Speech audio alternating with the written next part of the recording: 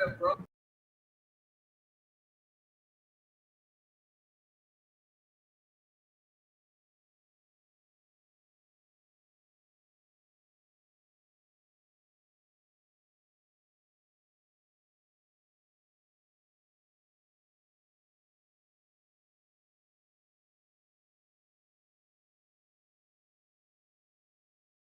fine, my brother, man. It's good to hear your voice and be on here with you, man. I've been just asking if I go ahead and talk in a while. It's good to hear your voice and be on this time with you, my brother. You too, you too. Tell Auntie I said hello, man, and I want to salute you while I got you on here, man. You and Brother Stephen did an awesome job on that lesson, man. Oh, amen. Praise the Lord, brother. All praise to the Most High, man. We're just trying to walk things out, man, and live the life that He's called us to.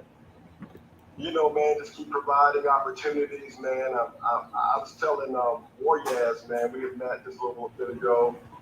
And big part of me and Kathy's heart, man, is to see Hebrews really walking in the true blessings of our father Abraham. And I think that really comes with how we are with one another and how we cooperate, communicate, and then do commerce with one another, you know. So we're just excited, man. Yes, sir. Keep on doing the Most High's will. Yes, sir. Praise. And remember, it also written in the script. What was that song that the Most High was going to raise us up where we were sold? He said He was going to raise us up. So we got to get out of this mindset because the heathen suffering, that we're going to be suffering along with them. That's not necessarily the case. Now the wicked, go ahead, brother. Now the wicked, that's who's going to be suffering. Jeremiah 29, 1 through 7 talks about, where the place where you are captive, you're supposed to, build houses and plant cities, and, that they're blessed because we're blessed. And so, when you look at that script, man, it says, pray for the city on where you are sent, for in its prosperity, you shall have prosperity, it shall have prosperity in your prosperity. Mm-hmm. And so we're to be prosperous with one another. We're to be an example, as we were saying the other day, of what it means to truly be Hebrew men in particular. So that's just where we're at, man. We're just trying to live that out. All praises. All right, who's going first? Brother Stephen? You on deck?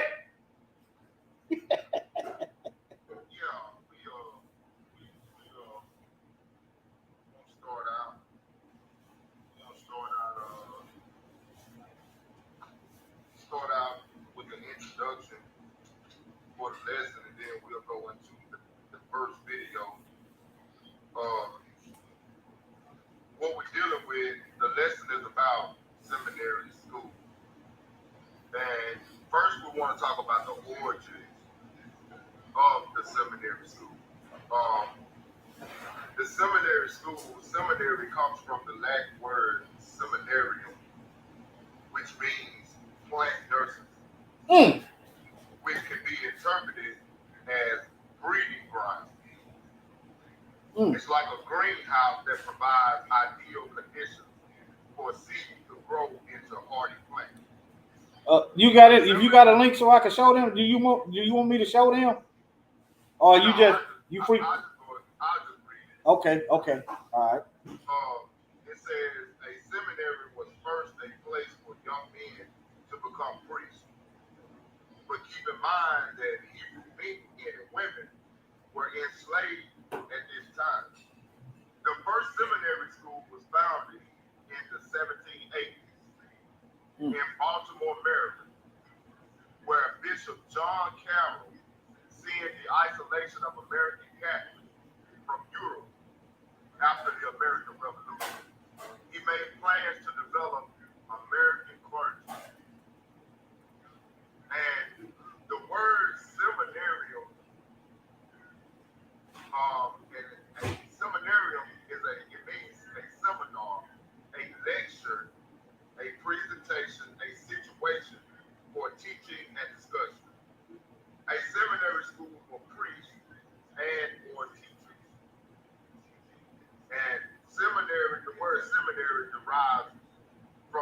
Seminary Seminary. So that's originally where the idea for seminary school here in America came from. This bishop named John.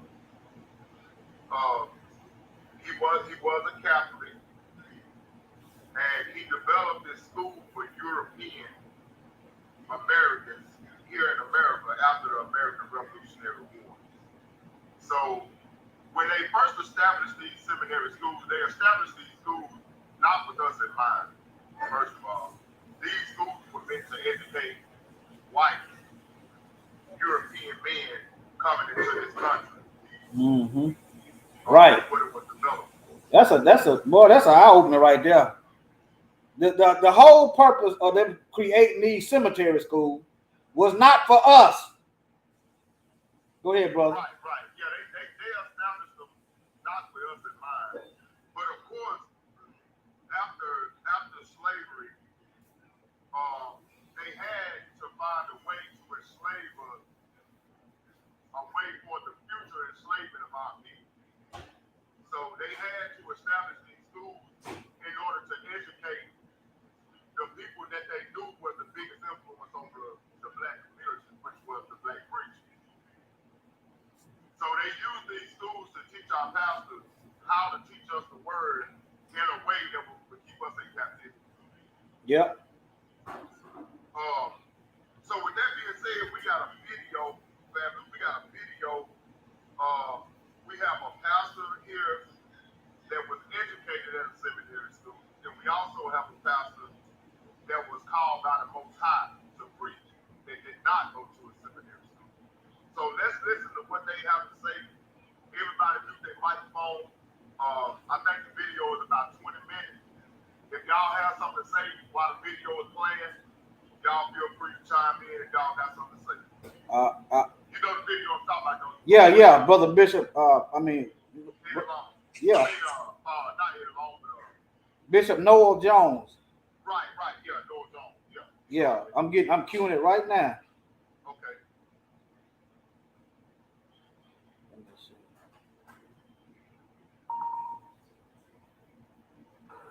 There are no boundaries in. All right. I forgot to send it to my phone, Mike. I forgot to send it to my phone. I mean, to my laptop. Okay, here we go. Oh, Mike, I forgot to send it to my phone. Okay, here we go. I got all these. Let me close these portals, these doors, these videos. Okay, here we go, family. Y'all let me know if the audio right. That allows them to come to church every Sunday morning and to preach until we shout, the choir sings until we shout.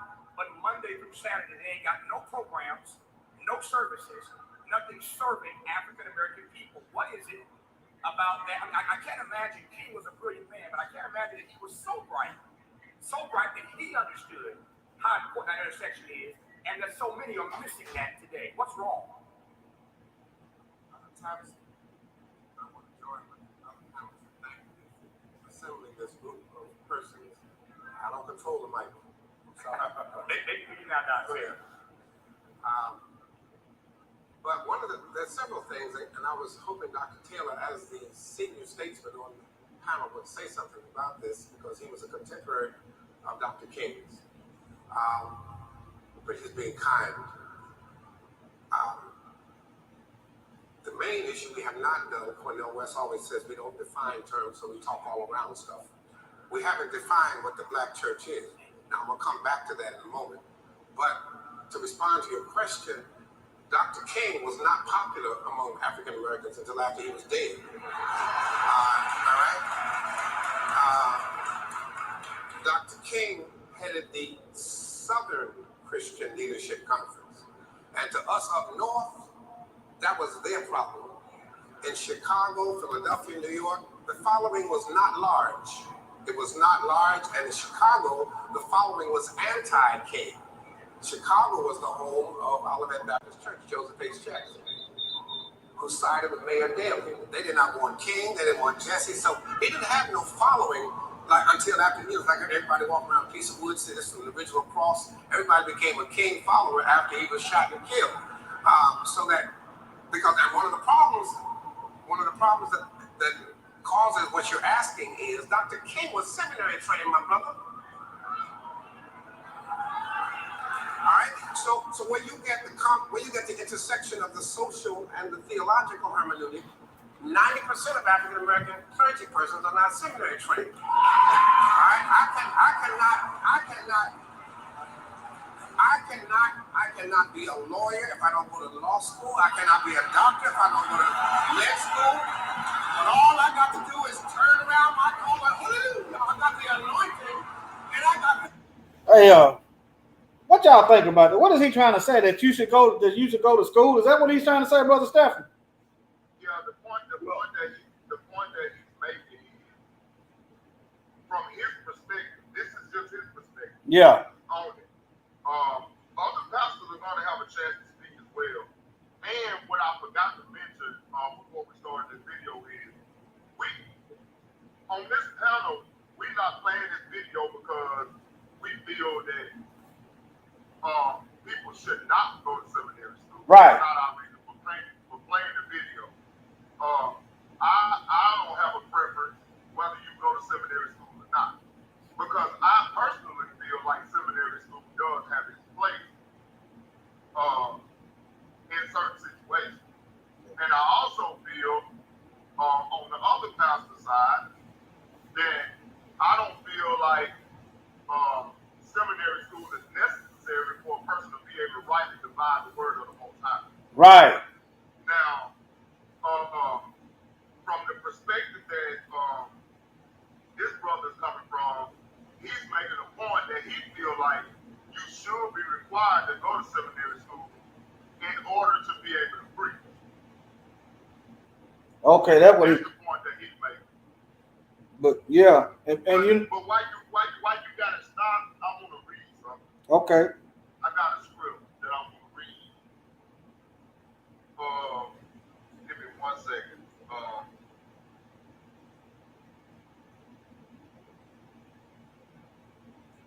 Give me 1 second.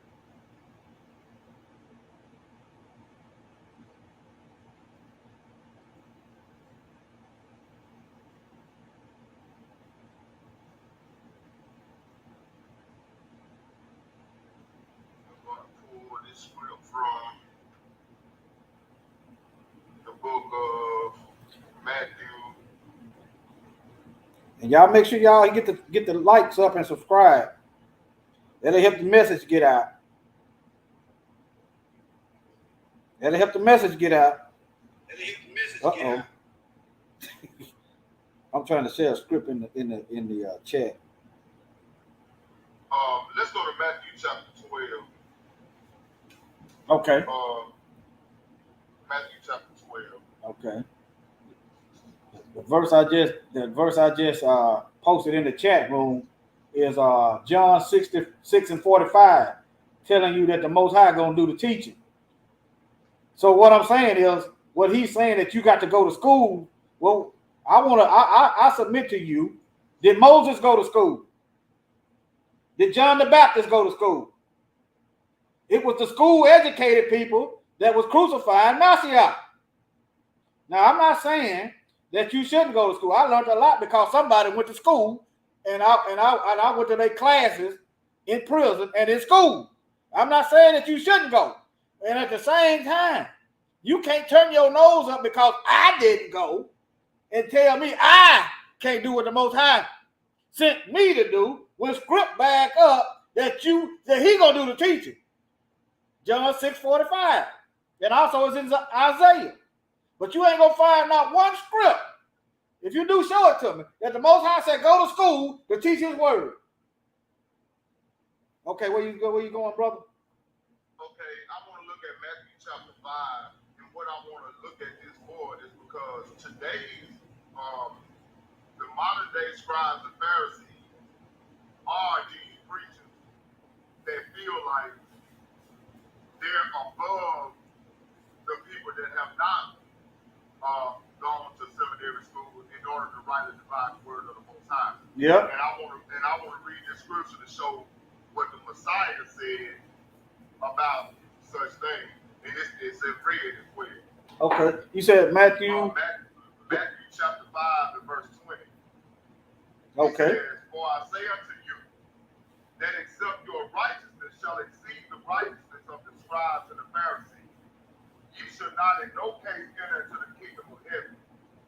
Ye have heard that it was said by them of old time, Thou shalt not kill, and whosoever shall kill shall be in danger of the judgment." So the reason I wanted to read that is, he said, "For I say unto you that except your righteousness shall exceed the righteousness of the scribes and the Pharisees." Because the scribes and the Pharisees of that time, they were holding people to a standard that they could not live up to themselves.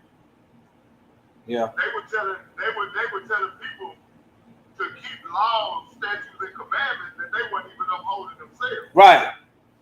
So what they were doing is they were looking down the nose on the so-called unlearned, which is what they called the Messiah as well. Yeah, they said he was unlearned. They said he was unlearned. So they would look down their noses on people that they considered to be unlearned, just like this pastor doing in this video. He's looking down his nose on the people that he considered unlearned, but those same people that try to hold us to a certain standard that they can't even live up to themselves. So even though they have went to school and been taught all of these different ways to raise their voice here and you do it, but even though they know how to do all of those different things that they teach them in school, what has it benefited our community?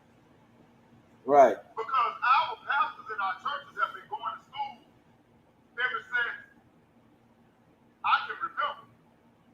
But look at the effects that it has had on our community. Has it been a detriment to our community? Or has it helped our community? It ain't helped. Because if you look at the state of our people, we are worse off now than we were during the time of Martin Luther King, which is what they were speaking about in the video. Right. So all the seminary school teaching that all of these pastors in these churches have, what has it benefited our community? It has done nothing more than to further push us down into captivity, into slavery, than we ever have been before. Because even though these pastors were physically enslaved, we are worse off than they were because we mentally enslaved. Man. But you know what? I won't jump in here just a little bit.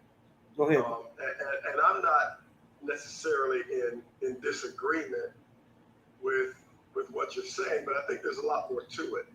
The reason that our community is not better off has nothing to do with the education level of pastors. It has everything to do with the heart of the people, of the pastors and the men who are leading the community. No, the statement that I made, I didn't say that we were in condition because of the education of pastors. That's not what I said. What I said was with all of the education that those pastors have received in the seminary schools, what has it benefited our community? Right. Like, So what's the difference in you being educated to teach the word and me being uneducated to teach the word, if neither one of us have benefited the community as a whole? Right. So there are a lot of, pastors that have been to school and have done a lot of great things in the community. But unfortunately, as our community as a whole, I think you're right, Brother Stefan, as a whole, we're not really better off. We are probably in real respects worse off. But I probably could name, like y'all could name, pastors who aren't educated, who are just as jacked up and messed up and everything else. And there are those who are educated who are just jacked up and messed up. They just jacked up people with education. And that's what I was saying. Really what matters is the heart of the leader. Now, I know for me, and again, I'm not taking any offense to anything anybody's saying, first off and foremost, because going to school and being called and equipped is a calling from the Most High. And Stefan, you know that personally, I have shared with you what I think about you just as a man of God and how well studied you are I do think, I know from having been to school and gotten trained, and I was called and trained before I got there. If you go to school, it should be a calling. It should be because it is to advance the kingdom. Whatever we do, you know, in the role as leaders should be because we are called to advance the kingdom and the purposes of our King. There are a lot of folk who just ain't doing that, and they running around with titles and this, that, and the other. But there is something to a person dedicating themselves to being equipped. Now, whether you do that, like you know, y'all haven't gone to school, and I think the world of each and every one of you, because I will tell you to your face, and I will tell anybody else. These Hebrew brothers I'm studying and working with and being with now are some of the most astute brothers in the word that I know. You all are more well-read than a lot of guys that have been to school. So really what matters is, how do you believe the Most High has called you to do the work he's called you to do, and how do you believe he's called to equip you? I know my calling is to be a moray and a college professor. So for me to be able to do what he's called me personally to do, I had to get the credential to be able to do it. Right? That's just what it takes.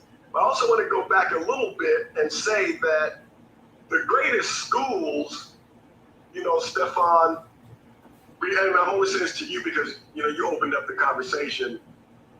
The great schools of the schools of the prophets were in Israel long before we were ever in captivity. You know, Gamaliel and them were studying. Those were black folk. Oh, yeah. Those were not Jewish people. Those were not Ashkenazi Gomer people. Those from the Caucasus Mountains. Those were our brothers and sisters teaching, leading. Paul had, by the time he was 22, I think it is, history tells us that he had the equivalent of 2 PhD degrees. Mm. Yeah, that's just, you know, Paul had that kind of education. And God, the Most High, sent him to uneducated people. Peter didn't have hardly any formal education, and he sent him to the educated Hebrews. See, we have to follow what the Most High's called us to do. You know, and I've never met Dr. Wright, Jeremiah Wright, but as I heard the conversation, you know, and I know we need to hear the video more. Yeah. But the point, I think, whether there's a point he was trying to make or not, you do what it takes to become equipped in the word according to what the Messiah's called you to. If you find that in going to school, go for it, because it's what he's told you to do. If it's do what brothers like y'all are doing, getting equipped, I know Stefan has introduced me to more books than most people I know personally. And Miguel, the books y'all tell me about, I'm like, wow, you know, I'm excited because I'm dealing with some men whose hearts are dedicated to their Messiah, to the Most High, to do what it takes to be equipped to do what the Most High's called them to do. Y'all, do you know y'all's library is more extensive than a lot of guys that have master's degrees? I didn't know that. I mean, I'm just telling you. But it's so yes, and I want to make this distinction as well. You know, there are, like the seminary I went to, one of the very best in the entire country as far as academics and everything. But there's something you get when you do sit in a class with people who are truly dedicated to studying the word. Now, I know that there are a lot of them that don't have the truth we have, but I'm telling you, I learned a lot. It added to me and my ability, because that's the calling in my life. But when you have a library like y'all had, Mikael brought up a book the other day when we were doing the lesson. I hadn't heard of that. So I can tell y'all that, and I probably got books y'all haven't heard of. I mean, I've read, and I'm not trying to just, we all have dedicated our lives to reading. And so the Bible says, study to show thyself approved unto Yah, a workman, rightly dividing the truth. Right. But the reason why we're doing this lesson is not to condemn anybody. That's right. That's right. We're not condemning anybody for going to school. No. That's the reason why I said what I said before we started. I think that school is a great thing. I think that seminary school has its place. Yes. It's true. I'm not going against the people that have gone to seminary school. All praise to the Most High, because brothers like you can teach us stuff that you learned while you Right. was in the school, the seminary school. That's why it was a must. But we got scriptures like this right here in Mark 1. We got scriptures like this right here in Mark 1. The reason why we're doing this is to encourage our brothers and sisters not to be discouraged. Because all of our life we've been told that you have to go to seminary school. We're doing this to encourage our brothers and sisters to not be discouraged because you don't have a seminary education. You Right, don't have to right. have a seminary education in order to be able to rightly divide the word of the Most High. Yeah, because I was dividing it rightly before I went to that school. Right, let's go to Mark 1, chapter 16. Okay. Mark 1, chapter 16. Hey, Let me say something before you read, Hebrew. Let me say this. Everything y'all said was well put. Now, I'm coming from this from a personal standpoint. The problem I have with pastors, yeah, that's the problem I have. when we read this book, and we see that we the people, why ain't they teaching in church with all this seminary school degrees and all that? That's what This makes is me the angry. problem I have with these lies being teaching in the pulpit. He rose on Sunday. The book don't say that. You know That's what I'm saying? Keep the Sabbath. Why we keep it Sunday?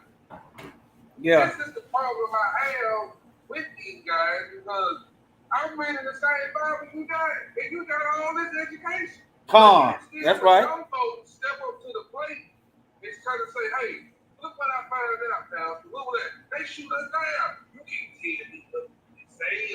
Dude, what teach me? I can teach you 50 years, Negro." But see, Michael, that's the thing I would say. That's a hard issue. Like, I had that same thing. I had a pastor who loved me dearly, and I would bring stuff to share at church, and he would try to shoot me down. I didn't have no education at the time, but I was well studied. My grandfather was a college professor. My father was a medical doctor. So I've been well studied all my life. I didn't have to have it, but I do know that there are doors and avenues that the Most High will open up for you if you do have it, that he generally doesn't open if you don't. But the thing is, and to your point, is, man, that's a hard issue. One of the reasons I said, you know what, I'm not going to let this brother, who I loved dearly at that time, still love him to this day, but I'm not going to let this person shoot me down because I'm coming, with something I know that I'm rightly divided. But because, you just don't want me outshining you. That would have nothing to do with real education. Just being able to rightly divide the word. Yeah. He just didn't want me to look better than him. And so I said, you know what? I come from an educated family. My mother and father and grandfathers sweat, blood, and tears. And all kinds of sacrifice. And I just said, for me in my own personal life, I'm going to get all that I can get, partly because of my family heritage. And I also know that like there are doors, like when I go speak at a lot of these large convention meetings, one of the reasons I'm able to go and do it is because I have a PhD.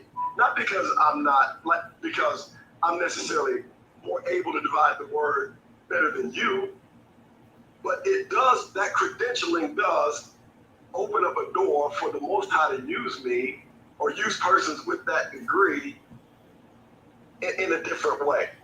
Okay, well, Right. let me ask you a question right there, Brother David. Okay, Yes, sir. like at these conventions that you go to, and you have a chance to speak because of your credentials, Yes. are you able to teach the truth of the Bible versus having to teach what you learned at seminary school? No, see, that's the thing. Once you get that degree, it's like what my wife always said, honey, when you get that degree, you have just as much ability and more as they do to say, you can say as an expert, ABC equals XYZ. And guess what? I can argue with them. They have to listen to what I have to say. And that's why I'm not walking with them like I used to at all, because I have told them things and they get angry because I'm just as much or more educated than they are, and they know they can't say nothing against me. See, that's one of the reasons why I'm glad I have the credential. What's the If I didn't have it, they wouldn't even let me in the door in a lot of those places. what's the demographics of them conventions? It's Mzungu land. Yeah. Okay. I got you.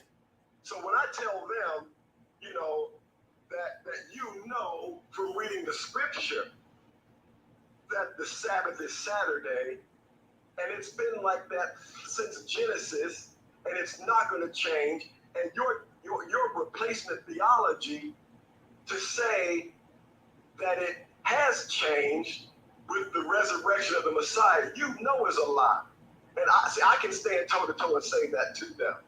But the scripture tells us that we are supposed to, like, even in a setting like that, when we have the opportunity to bring the word to the Mzungu or to those other nations of people, we are to let them know their place. We're supposed to let them know, hey, you Esau, you the end of the world. I'm Jacob. I'm the beginning of the world to come. See, if we gonna have those credentials and be able to be in those situations with the credentials that we have, if we not bringing out the truth, then what's the purpose of having the credentials to be in the situation? Yeah. And it's like, it's a heart condition, it's using wisdom, but it's also, there's some folk, and it depends on, to me in some respect, who and what has the Most High called you to. If he gives you an opportunity, and it's not just calling, it's also opportunity. Because Stefan, Miguel, Cortez, and your warrior, the Most High may put you in a place where, because of who you are and where you've been, you can really just tell somebody with a PhD what the real deal is. But that's taking, responding to the opportunity and the calling that the Most High gives you. All of us are supposed to be able to do that. The main thing is, and that's what, I was talking with you met Tim over the phone, Stefan, and I was talking to my sister-in-law and them, and it's like, there are things, like right now, I'm preaching at North Shelby Baptist Church the next 2 Sundays. Now, the last time I preached, it was first Sunday this month. My deep conviction is to teach them the truth of who we are and whose we are and who they are and what the real deal is. And I told them, I said, I'm going to say some things to y'all in the next couple of weeks that had this been 30 years ago, I wouldn't be able to walk out of this place. I might not be able to walk out today, but I'm going to say it anyway. And they said, oh, Dr. Jones, we're going, with that. But when I got finished, they heard the truth. They heard about the commandments. They heard that what they have been doing is living under the commandment of Constantine and not the commandment of the Most High. That is dangerous. That is dangerous. That's very dangerous. I'm gonna be honest with you. A man with some cojones, whether you got credentials, there are a lot of guys. I think part of the problem that Mikael brought up with, which he's right on, there are people that have the credentialing, but ain't got the cojones to say what needs to be said. That's really what it comes down to, too. Or you might have the truth, but are you willing? Are you gonna be like Jeremiah and not be afraid of their faces? Right. That's what it really takes. And I'm telling y'all, pray for me because I got some stuff to say this coming Sunday and the following. You know, they ain't gonna like it. And I might not walk at it, but I'll be walking with the Most High. We got back. I might need y'all to surround the church for me. But ultimately, I feel like at the end of the day, once we study this word, once the Most High opened up our minds, because the key to getting an understanding of these scriptures is keeping God's law, statutes, and commandments. Mm-hmm. That's right. See, that's the key. Like, I can go to every school in this country that I want to go to, and they can teach me as much as they want. But if I'm not keeping God's law, statutes, and commandments, He's not going to open up my understanding to these scriptures. That's just what I believe because that's what I read. That's why I believe. You know, that with all of this, you know, the next problem I got with you guys. Yeah. Look, what because my life being right now, if I know that we people of God and that we're supposed to keep the Most High law, how better would our community be? How much better our brotherhood and unity would have been if we would have known this stuff? You know what I'm saying? And they held it from us, and they knew. Let's see, Brother Galen, I got 5 witnesses. The Most High put us against 5 pastors. I got a witness on the screen. Cartier, you on that? We went up against all 5 of them. You know what they say? Everything y'all saying is true. But we can't say it. Yes, sir. What they say, Cartier? Tell them what they say. One of them said he's been what do you say? He has to follow protocol. What protocol? He being backed by a high power, and then he gotta follow protocol. So the traditional man is a higher power than the word. That's what he was saying. Notice I tied that in with Mashiach, the tradition of men. Because we asked him when it was the second thing, and he said Sunday. We said, okay, you know that. Why are you holding church on Sunday? That's when he said that. And then the other one told us that the people wasn't ready for the truth. Who said that? Ain't that something? So we was like, who are you to withhold the truth, and how you know who ready and who ain't? That blood gonna be required in your hand because you withhold the truth. Yeah, one of them told me, let's just talk. Let's go off top right here. Let's just put the book down. You all over the scriptures. No, we ain't gonna put the book down. No, we ain't. Don't put the Bible down. Don't put the Bible down. That sounds like Darby. Don't put the Bible down. I know. Brother Darby said some questionable things, but I'm just focusing on the truth he did speak. I didn't agree with everything he taught. Let me just put that out there. But yeah, when you said that, put the Bible down, I heard that, Mike. Don't put the Bible down. In other words, you hitting him with them haymakers. He said, stop hitting it. Go ahead, sis. Let me say something right quick. I'm gonna tell y'all. I see these schools, and I don't know what y'all's aspect of it. I see these schools as a threat. Number one, they don't teach who the biblical Israelites are. Number two, they is okay with white supremacy. Number three, they okay with whitewashing of the scriptures.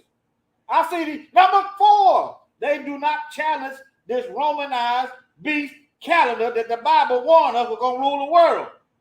How you preparing people to meet the end and you ain't even challenging the beast? I'm done. Go ahead, Brother Steph. I had to go and say that. I see him as a threat. You holding back. Hey, this is warfare. What you holding back for? This is what holding back. You're holding back the truth. You close the door to heaven, and you need to go in yourself. What Bible verse is that? You shut up the gates of heaven, and you ain't going in yourself. That's a Bible verse. Let me find it. Y'all go ahead. I'm gonna find that verse. I'll post it in the chat. Well, see, what we have to understand as individuals on this platform, but we are one. We are unit. We all brothers and we all teachers on this platform. But we still all have lived individual lives. Like, Brother Galen's experiences have not because I'm sure Yeah. that he has been exposed to a lot of different caliber of people that we've been exposed to. And the things that we are at liberty to say, if he say those same things, everything that he don't work for his whole life could just be flushed down the drain overnight. Yeah. And he can go places we can't go. He can go places, you hear me? He can go places we can't go. He know how to. And we have to still use wisdom. Yeah. Right. The scriptures say agree with thy adversaries quick. Yeah. So we have to understand that as well. But what I wanted to say a while ago is, when I was a deacon in the church, our church was a part of the Baptist Association of Lee County, Mississippi, Tupelo, surrounding area. And as a deacon, I understood that our church had guidelines that we had to abide by that came down from the Baptist Association. If we didn't abide by the rules that was handed down from the Baptist Association, our church would be kicked out of the association, which would cause that church to lose a lot of funding. So with that being said, our pastor was going to do whatever they told him to do. He was going to preach whatever they told him to preach. He was a very educated man. Very educated. But he couldn't really teach the word of the Most High in its entirety and truth. He had to teach it the way they told him to teach it. Yeah. Hey, let me say this, Stefan. Can I just see? Here's what my father in the ministry told me, Dr. Robert Smith. He said this years and years ago before I even went to school. He said, "Son, you say." Well, he didn't say me. He said, "You say whatever God said, but I'm gonna say the Most High." He said, "You say whatever the Most High told you to say at 11. If they fire you at 2, He'll pick you up at 6." And see, the thing is, too many people don't really walk in the freedom of having their own financial resources. See, I've always been in, my wife and I made sure that all our lives, I had a job. I wasn't dependent on the church to pay my house note. So if I have to say whatever he tells me to say, I can go home and ain't got to worry if I'm gonna be living there in 2 weeks. See, a lot of, like you say, a lot of these guys, they don't have that. That's why, man, like I was talking with Boyaz earlier. You know, man, part of my heart, Stefan, you know this is how I am. That I want us, particularly us 5, to be in such a position that we don't have to depend on. I don't want to have to depend on Sanford University. That's right. I don't want Boyaz to have to depend on the furniture factory. I thank God, Miguel, your family has a business and y'all own them trucks, as far as I know. You know, but I want to see you, if that's what you feel the most, I want you to come off that truck and be able to teach this stuff that you're talking about 24/7. Woo, that's a blessing. You know, that's what I mean. Cortez, I want to see Cortez being able to do whatever the Lord's laid on his heart. I believe he said his name goes by Hananiah because grace is in his heart. I want to see him do that. Whatever he laid on his heart. The Most High has called us 5 to do some things. And each one of us has to play our part and our role. But those guys can't say what they say because they're dependent too much on, like you said, whatever that church is giving them. And I've never done what I did for money. I hope I told you this story, Stefan. I say Stefan, we and I talked a lot more than me and your other brother. But my wife and I dedicated our lives to the Most High years ago. I remember one time these folks called us to come out and preach. It was about 45 miles from my house. Man, I was a social worker. I had no money. My wife had just come out of the hospital. We had nothing. And we got in our little car. We rode there on fumes. And I was like, I found out there was a bank, I was going to give me a little check.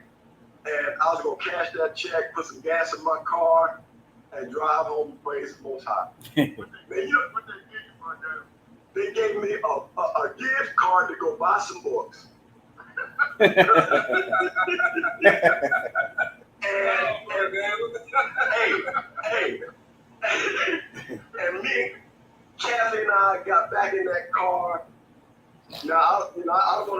the subject, and we prayed in the spirit, out of the spirit. We prayed in tongues, out of tongues. And guess what? The Most High took us home on them same funerals. Oh, praise it. And tell them what happened when you got home. The car ran right out of the gate. We started up the next day.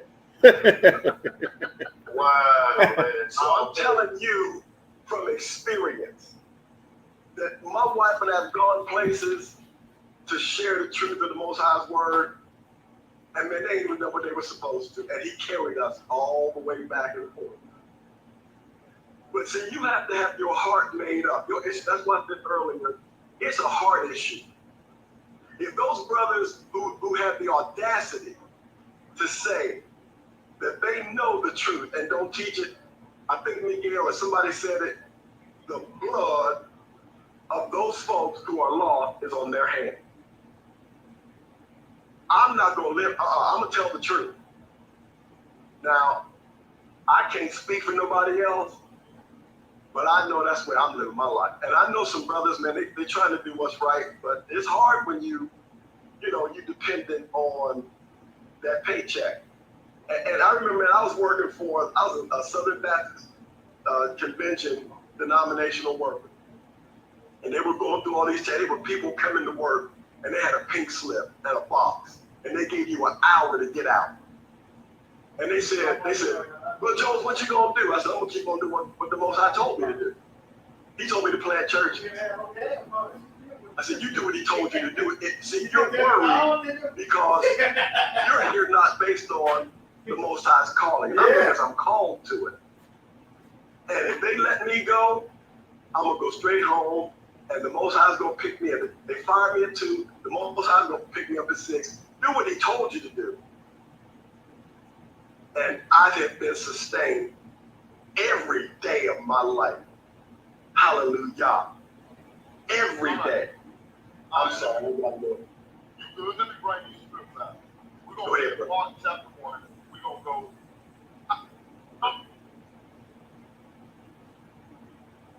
These type of conversations are tough conversations, but they build strength and character in the brotherhood, and it does the same thing for the people on our channel, like our family that's in the chat. See, these type of conversations have to be had because we're not the only ones that feel this way.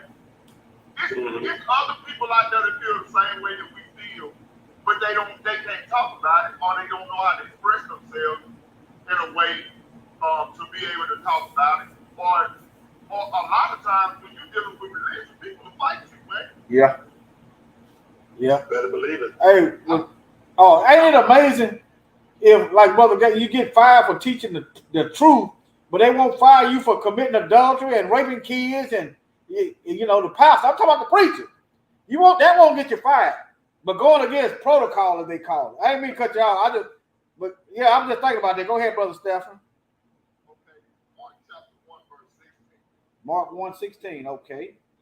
Now as we walked by the Sea of Galilee, he saw Simon and Andrew, his brother, casting a net into the sea.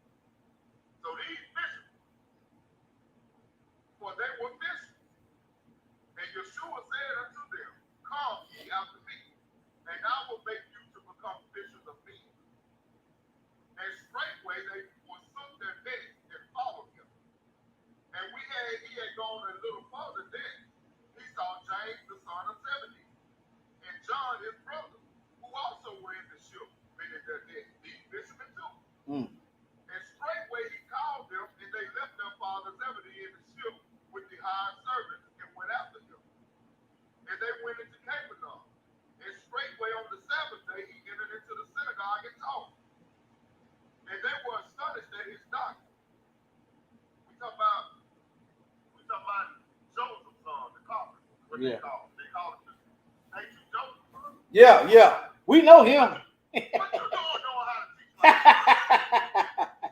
But we know that it's the spirit of the Most High that's allowing the Messiah to do what he do. Okay? For he taught them as one that had authority and not as the scribes. See, these were educated men. Yeah. They was astonished But look, though, he teaching with authority, though. I like that. Teaching with a dog. A dog. They playing with the sword. He's slinging it. There was in the synagogue a man with an unclean spirit, and he cried out, saying, "Let us alone. What have we to do with thee? Thou Yeshua of Nazareth, art thou come to destroy us? I know thee who thou art, the Holy One of Elohim." And Yeshua rebuked him, saying, "Hold thy feet, and come out of here." And when the unclean spirit had torn him and cried with a loud voice, he came out of him.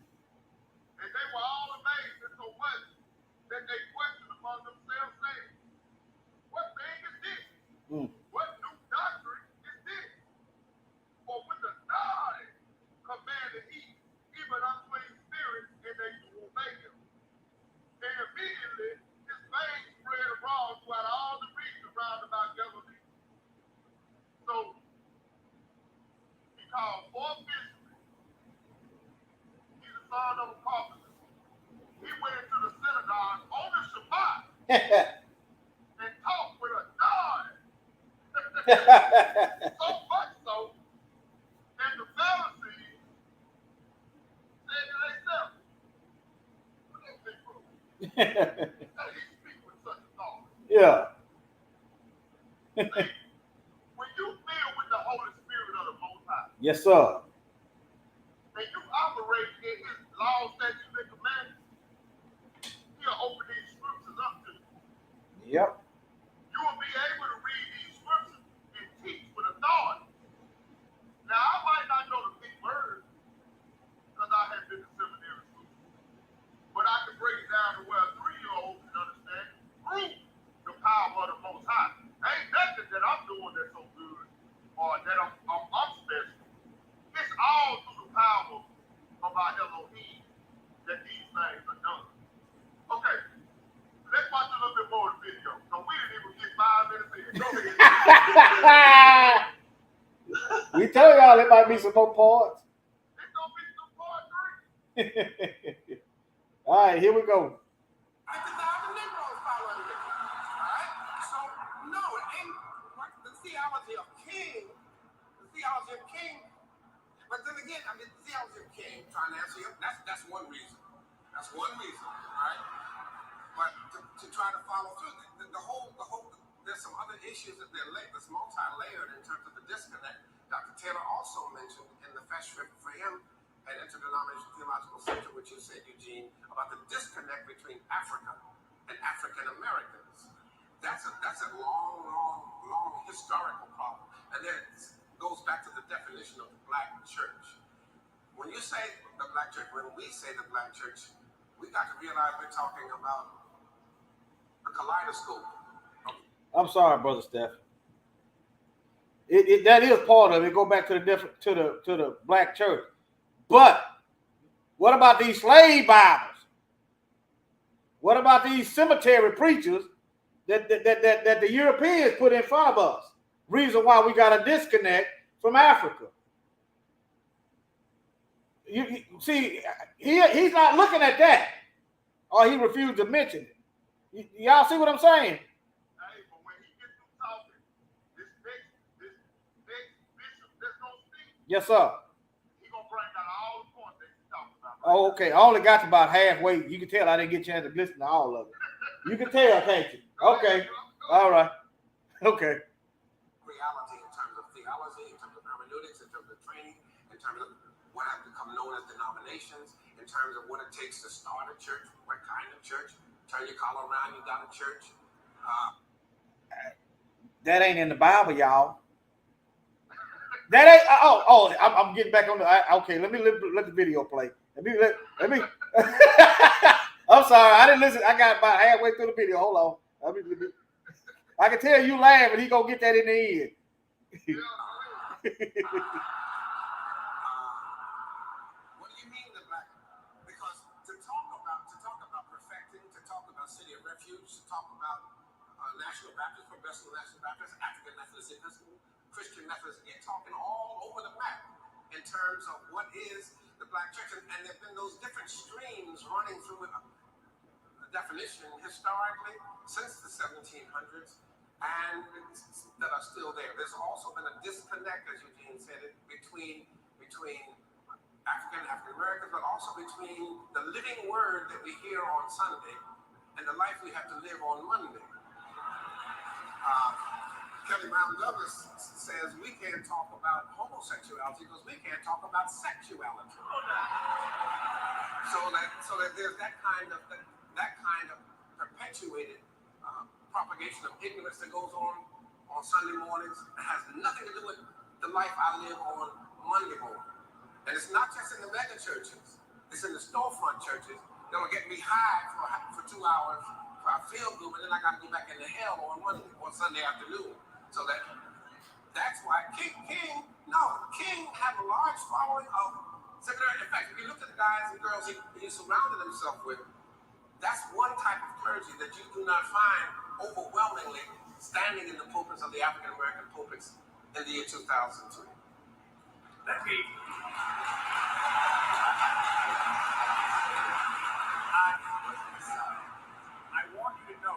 I want you to know that as I ask this next question, I'm looking this way.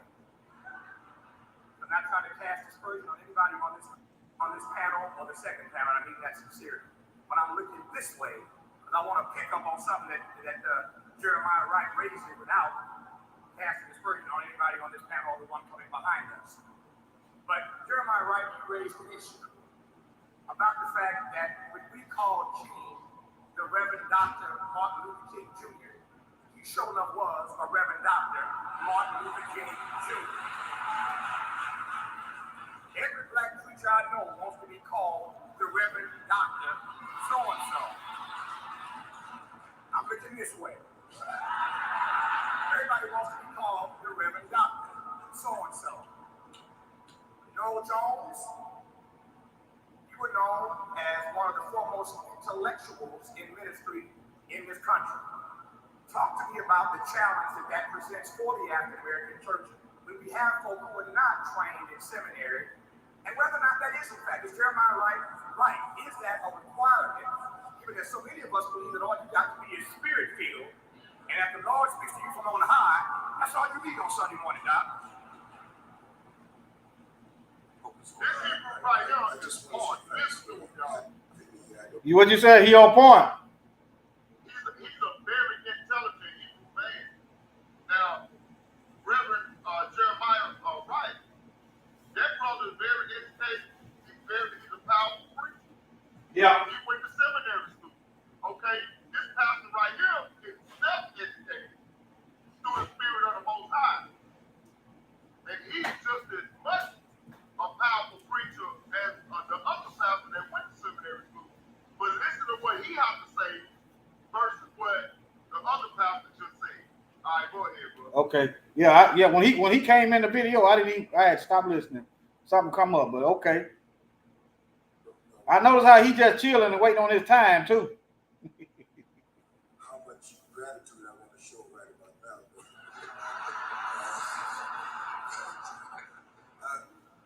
At least they won't say I'm playing favorites with my pastor.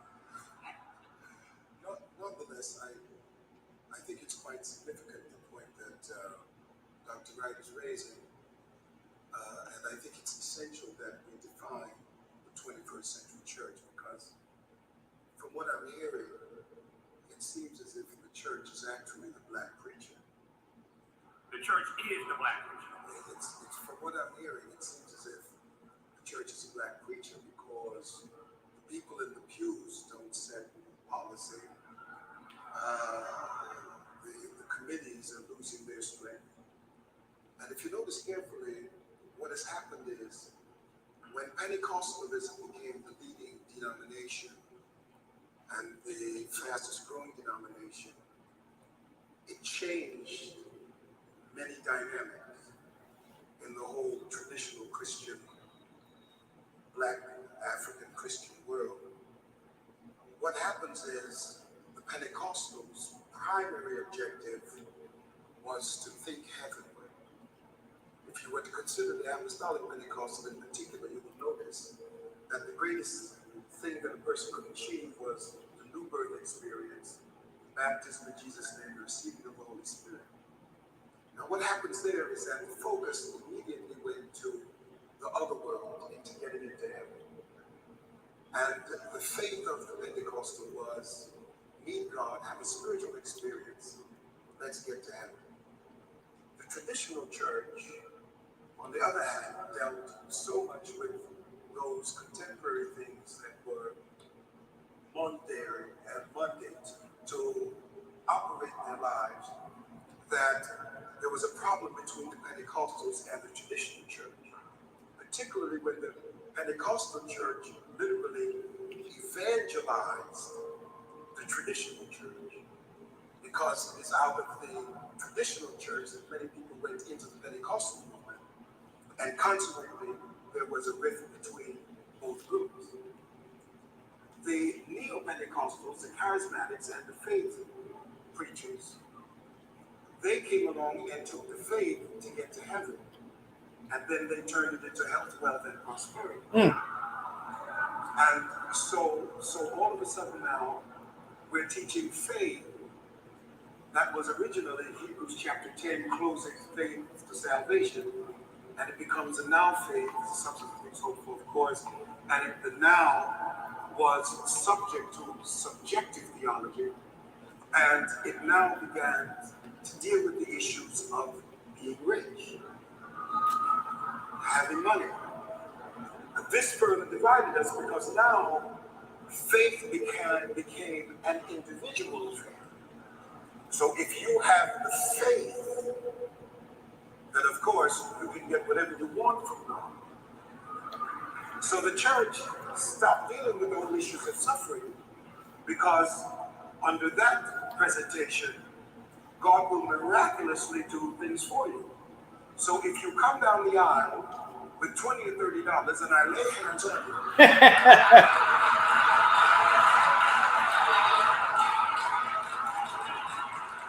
then of course, immediately all of your trials will be over. Now, the thing that happens here is, because of this presentation, because every presentation needs theology to make it strong. If there's no hermeneutical substratum for this presentation, then of course now we're going to have a problem, because theology has to leave something in people's minds psychologically. And if you tell me that God is going to bless me by simply bringing something to you, and I don't have a plan, because when I'm preaching and I'm making that presentation, I have to have a plan. And the plan is, if I've got 6,000 people out there, 3,000 will give me $25. But now, what is the plan for those who brought the money? Well, Now understand this, and I'm in the middle of it myself. Understand this. When people bring money based on a theology that God is supernaturally going to respond, that eliminates the development theology that is necessary to make people change their lives. And once the presentation is made, people need opportunity. Now here's where opportunity comes. Because we don't have to ask committees anymore to decide who they want to be with. And we have even eliminated using denomination as titles for our churches. We don't call our churches particularly Baptist church or Apostolic church today. What we do is we give a name out there that everybody can come to that ministry and deal with that ministry, because we don't want to be slated denominationalism. We don't market denomination. We market individuals today. Wherever you go, the church is personality driven. It is not institutionally driven any longer. It's personality driven. So the wonderful thing about it, though, because it's not all pejorative, the wonderful thing about it is that you don't have to bring Baptists and Methodists together. For instance, in my city, I don't have to have City of Refuge vote or decide to have anything to do with Faithful Central, vote or decide to have anything to do with West Angeles, or decide to do anything with faith. because it's not institutionally driven. The churches don't have to come together, but Noel Jones ought to get together with Charles Blake, and Charles Blake ought to get together with Chip Murray, and Chip Murray ought to get together with Kenneth Ulmer and put all our monies in the same thing and make the opportunity for the people in our churches. Because money talks in America. I ran it. Let me.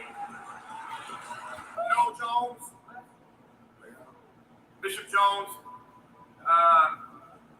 they used to call y'all, you forgive the phraseology, they used to call y'all poverty pimps.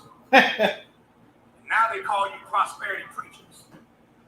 So the vernacular has changed. I think that's a good thing, from poverty pimps to prosperity preachers.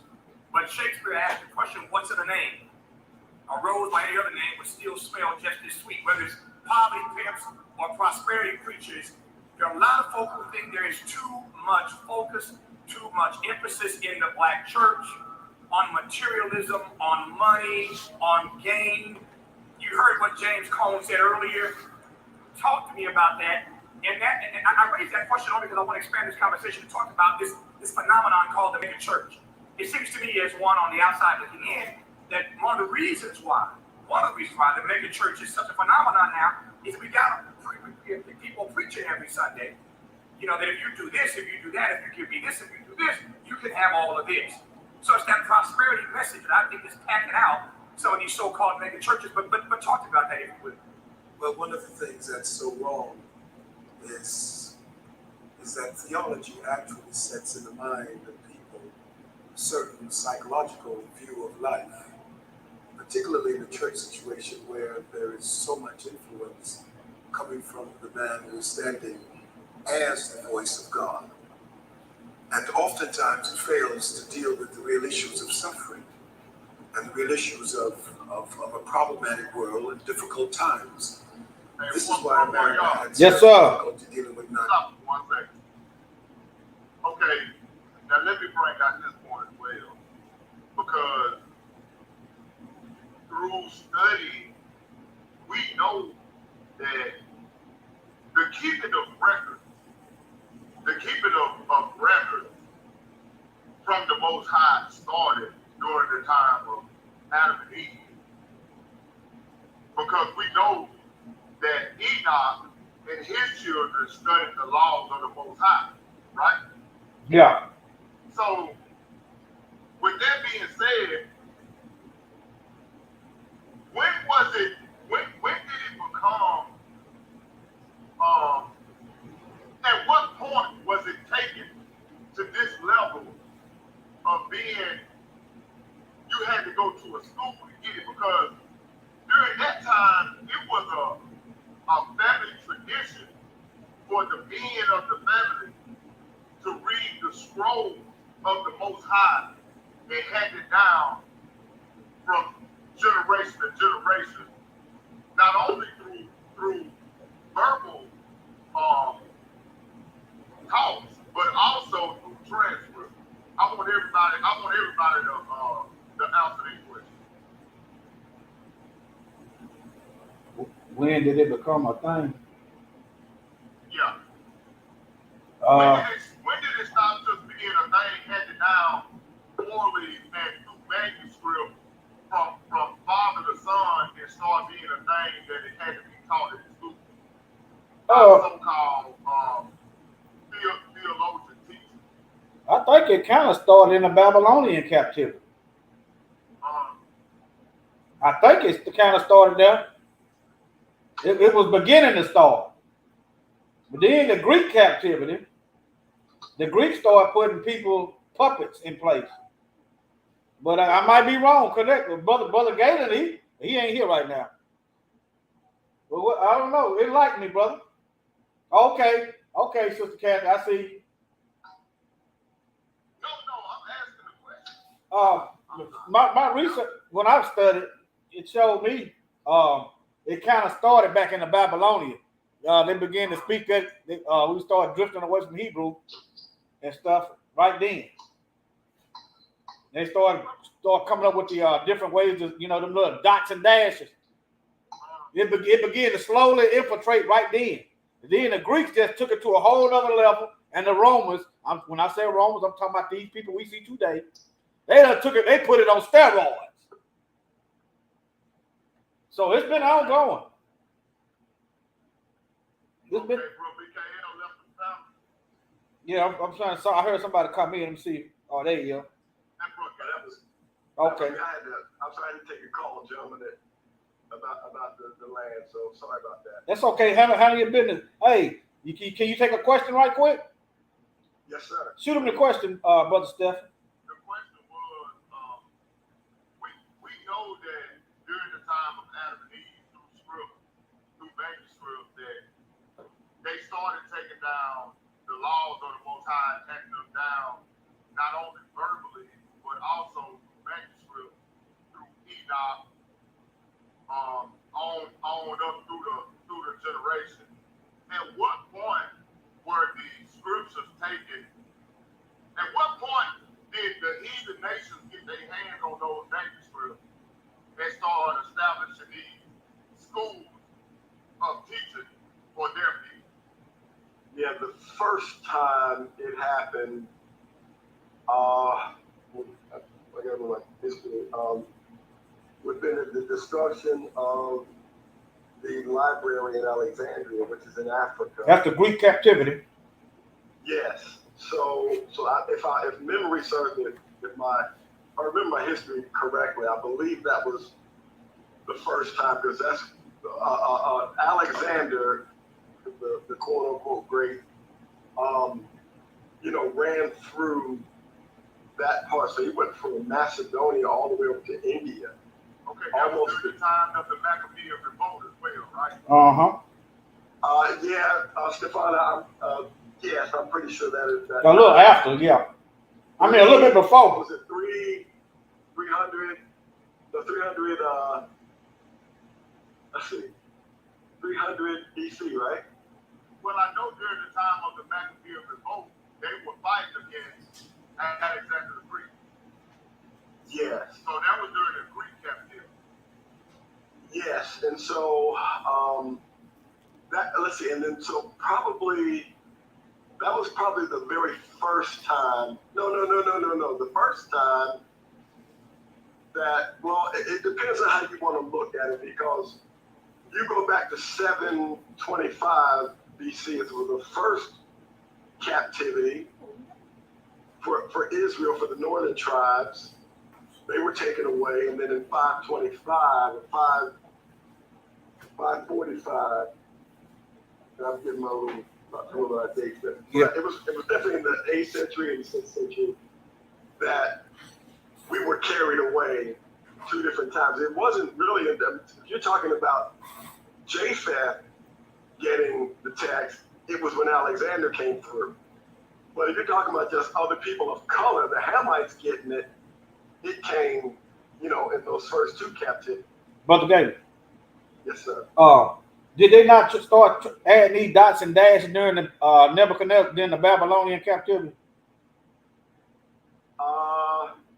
You don't know. I don't remember exactly. That's about it, though.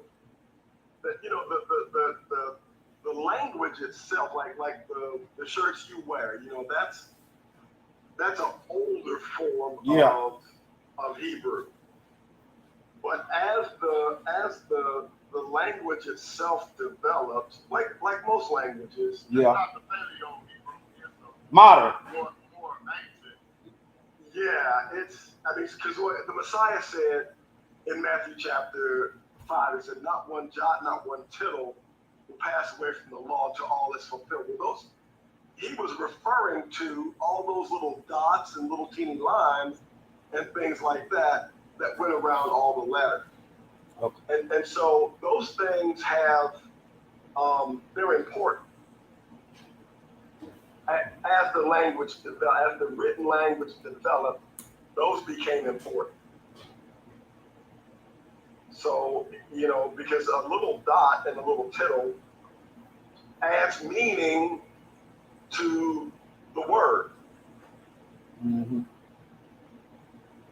So I would, I mean, if I'm a, question that was running through my mind because, like, I remember studying the ancient text and where it talked about during the time of Adam and Eve is when the first started with the laws of the Most High, and they started keeping up, and passing it down through the generations, and it went from Enoch, and it went all the way through the flood with Noah, the manuscript. But what I was trying to figure out was at what point did the heathen nations get it and start? I know the Greeks did a lot of it. Man. And I was thinking that it was the Greeks in captivity because the Greeks stole a lot of our manuscripts, and of course, they made it their own and flipped it around, and that's how it wound up being the way that it is today. But it was just a question that was running through my mind, and I figured that you might know. Yeah, I think that to me, from what I studied in history, the biggest steal came when the people from Eastern Europe, the Khazarians, stole everything. That's when it really got, really stolen, and they started all that white supremacy and supplanting us for them and all that kind of stuff. Yeah. Can you see the screen? That was during the time when we as Hebrews was at war with the Muslims on one side, and at war with those other nations of people on the Mongolians, I think. And we hired the Khazarians to help us fight, and they wound up turning against us and taking on our tradition. As their own. Yes, that's when I think that's when the biggest steal took place. But you see, that's what a lot of people don't know. And those Mongolian people, those people, we ran those people up into the mountains. Like during the Dark Ages, like we ran those people up into the Caucasus Mountains. And we hired those people to help us fight against the other religions that was around us. And they joined on with those people and got strong. Yeah. And The other thing, they stole all of our manuscripts like what you're talking about right now, bro. Yeah. So in 70 AD, when the Romans ransacked Jerusalem, that's why they hid all those scripts in Qumran, because they were trying to hide them then. So, when you really go back, probably the starting of the big steal was Alexander, but then the Romans, because you look at what they did, they ransacked everything. And then when Constantine in 325 AD declared quote unquote Christianity the religion of the Roman Empire, that's when through all the Council of Nicaea, Council of Constantinople, I forgot all the ecumenical councils, but that's when they really started collecting up all of our books and putting them in becoming the Vatican. So they've been stealing it slowly, really over time. Also, go ahead, brother. And they stole all of our manuscripts and turned around and went up to teach us our own manuscripts. You can't make this stuff up. The truth is stranger than fiction. They sent us seminary schools to teach us our own literature that come from our forefathers. But see, here's the other thing that they did. So back in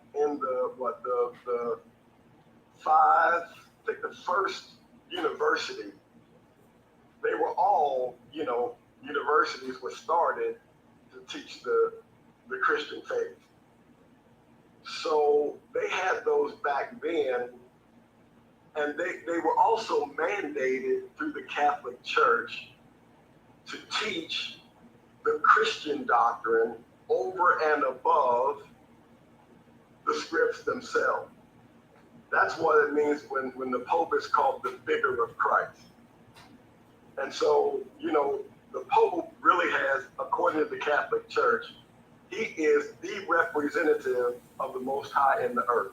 And his word, when he sits down and he writes what's called a papal bull, and he sits down in what's called ex cathedra, when he speaks, it's as if God himself spoke. And if he says that the Sabbath is Sunday and not, then now that's where, remember we talked about replacement theology before.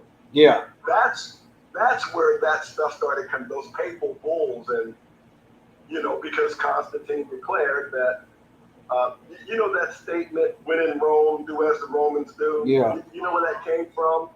That came from all of the believers outside of the city of Rome lived according to the Shabbat. They lived according to the law, statutes, and commandments. But if you came into Rome, you better do what Rome did. Uh-oh. And so, or you'll die. No, what? Yeah, you'll die. It wasn't just good. It was you'll die. And so what they started doing was they started making sure that when the Roman soldiers went out, they started establishing more churches outside of the city of Rome, so that the Roman influence would be what it is. That's what we're at today. And just like that next rule that you're talking about, that same pope, the power from that pope is what put out people in captivity. Because You better believe it. that papal bull is what was signed to say that black people were able to be put into slavery, that we were less than human. That's right. Y'all do what y'all want to. Yeah, indefinitely. Pope Nicholas. Slavery forever. Right. Yeah, them paper bull, they nominated black folks to be perpetual slaves. Yeah, that's what they done. But I asked that question because I wanted to establish that for the people in the chat. You know, those schools were set up, and you know, a lot of people say that's the white man book, that's the white man book. No, that's our book. But the white man was able to get his hands on our book and put himself up over us to teach us our own book. And And the person's not going to treat you right, they sure not going to teach you right. You sure right? But let me say this, brothers. Here's something that the Most High has taught me a long time ago. I teach my students, and it's called providential superintendence of the Holy Spirit. And that's a big theological phrase you can get when you get a PhD. That you can. What's happened is God, the Most High, has watched over His word, so that no matter what they say or do, there are times that He forces them, even against their own wit, to write the truth in spite of themselves. I'll give you, for instance, one of my authors that I like, T. Desmond Alexander. He has a bunch of, he's an Old Testament scholar. He's got a book called From Eden to the New Jerusalem. Man, it's a powerful little book. It's a biblical theology of how to see the connectedness of Genesis 1 through 3 with Revelation 20, 21, 22.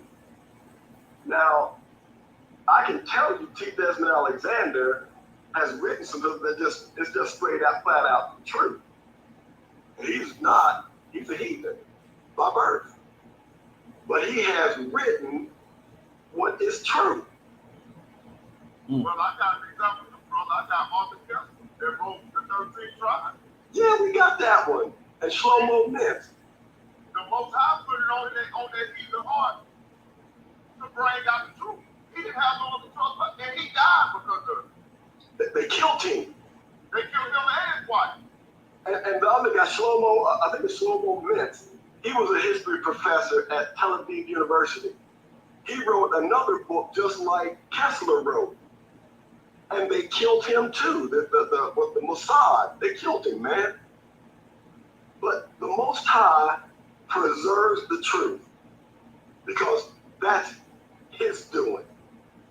The heathen may want to co-opt all they want, but our Messiah, our Most High, has made sure that he preserves the truth, whether they want to or not. Oh, I'll praise. take another one. Walter Kaiser, and I know Walter. He's got a book. Walter's written some really good books. And he writes primarily on the promised plan of God. Begins in Genesis 3:15, and ends in Revelation 22:21, and in the eternity. Now, Walter's really good writing. If you can a lot of times they'll write the truth, but they'll practice, this is hypocritical. They'll write the truth, but still go to church on Sunday. They'll write the truth and still eat pork. It's the darndest thing you've ever seen. Boy. That's because the Most High.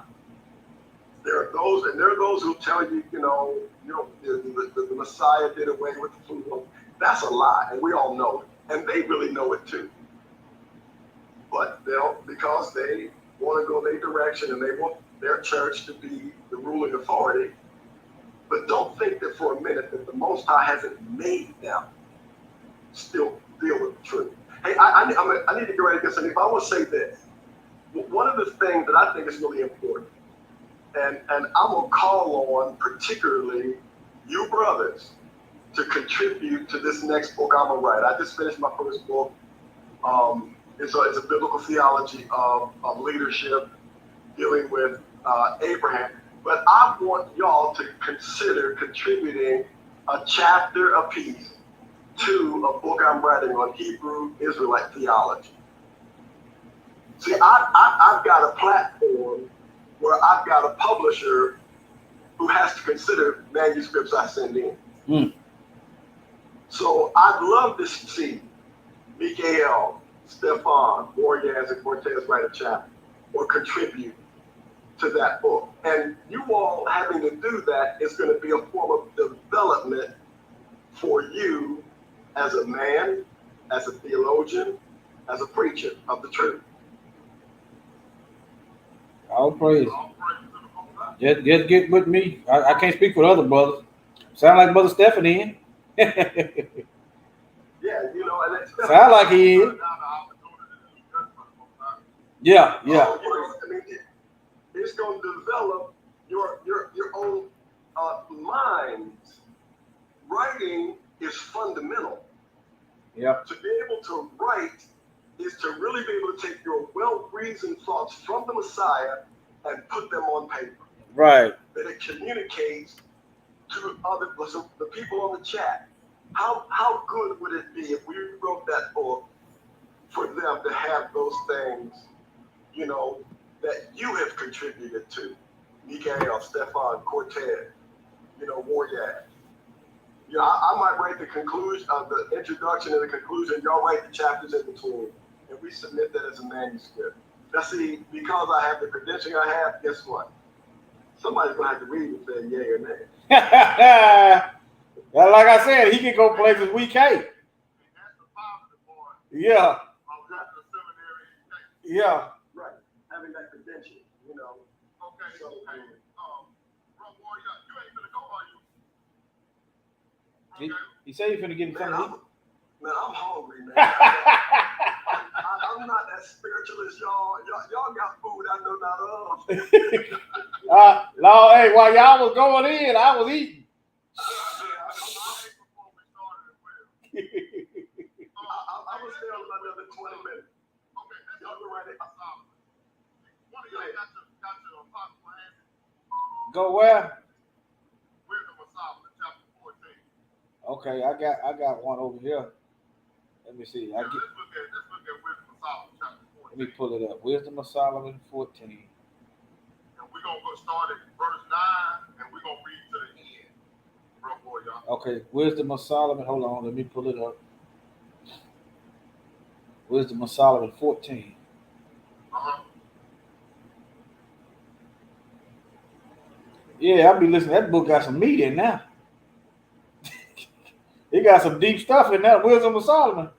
Yes, That sir. kind of read like Proverbs. To me, Yes, sir. that might be. It might not to y'all, but it read like Proverbs to It's me. the same author. Yeah. Let's see. I know I had it up here. Okay. All right. You got it. Go ahead. All right. What verse? Start at verse 9. If This, you can. this is the Sefer. I ain't got the KJV. A lot of their words are translated the same as KJV. They just use Hebrew words. I got the same one you got. But go ahead. Read it, bro. Okay. Okay. For the wicked and his wickedness are both alike hateful unto Elohim. For that which is made shall be punished together with him that made it. Therefore, even upon the idols of the other nations shall there be a visitation. He visited the idols. Woo! Because of the creature of Elohim, because in the creature of Elohim, they are before an abomination and stumbling blocks to the souls of men and a snare to the feet of the unwise. Okay, hold on right there.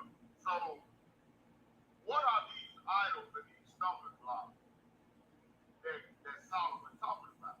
All right, go ahead, bro. Okay. For the devising of idols was the beginning of spiritual fornication. And the invention of them, the corruption of life. For neither were they from the beginning, neither shall they be forever. Okay, so what are these stumbling blocks? We're gonna bring this thing home. We're gonna bring this thing up to the day. What are these stumbling blocks?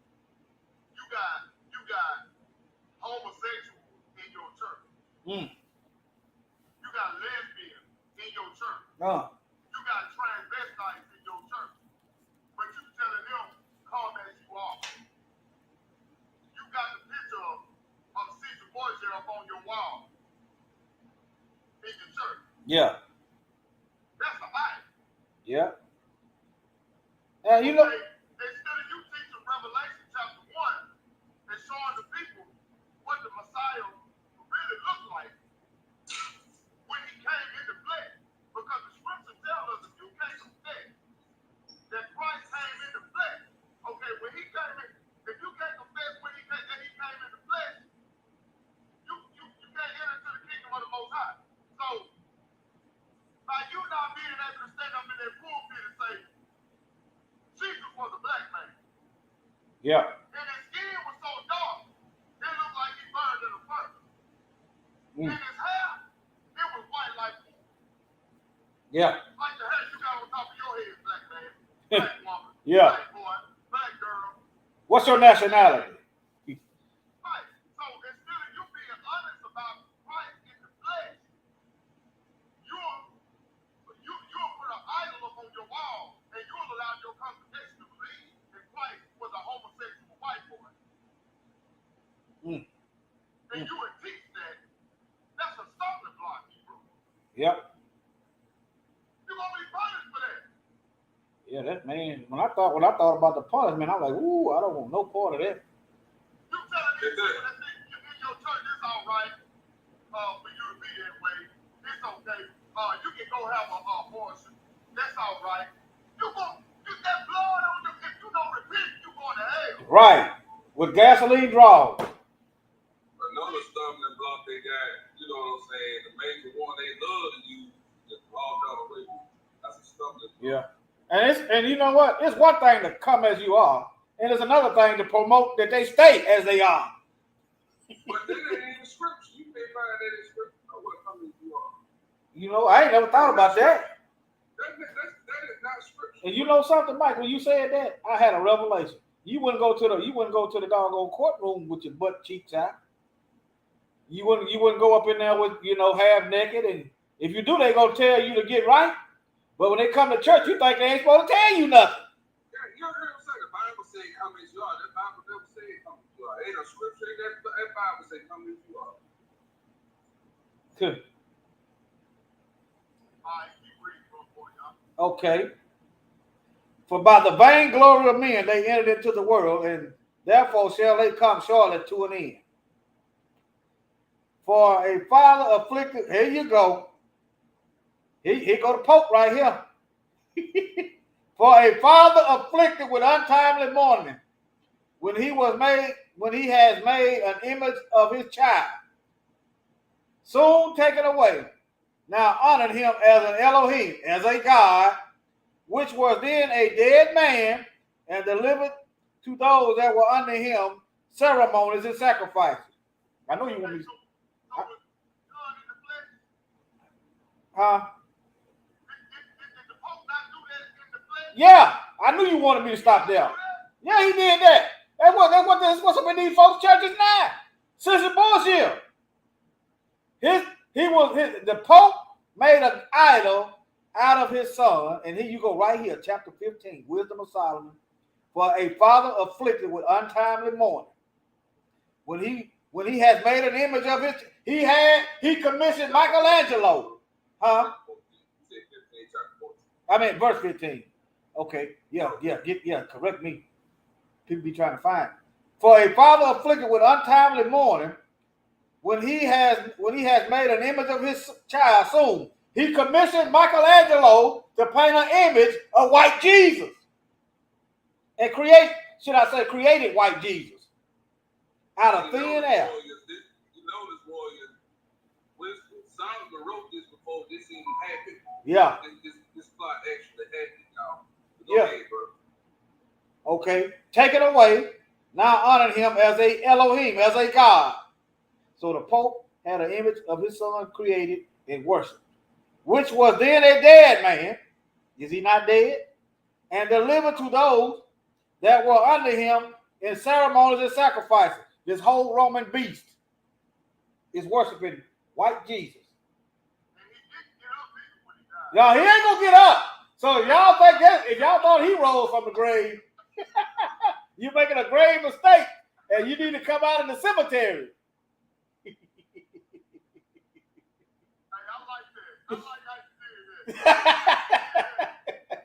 You making a grave mistake and come on out of the cemetery. We living over here. We eternally living over here. Not the dead. Let me. I know somebody probably can't see that. Let me. That's what you wanted me to bring out. Okay. Let me see. Okay. I put that in highlight form. Thus, in process of time, a wicked custom grown strong. Christianity was kept as a law. We said Sunday is the new Shabbat. And graven images, Mother of Mary, and all these other idols they got going. I'm probably getting ahead of you. I'm sorry, Brother Stephen. I'm probably getting ahead of you. This is what I see as I'm reading. And I know you done seen this. That's why you put me here. Bring it out. Okay. Graven images were worshipped by the commandments of kings. Okay. Now, y'all commandments. You either had to worship this or they put you through torture stuff. Can I show y'all something right quick? Go ahead.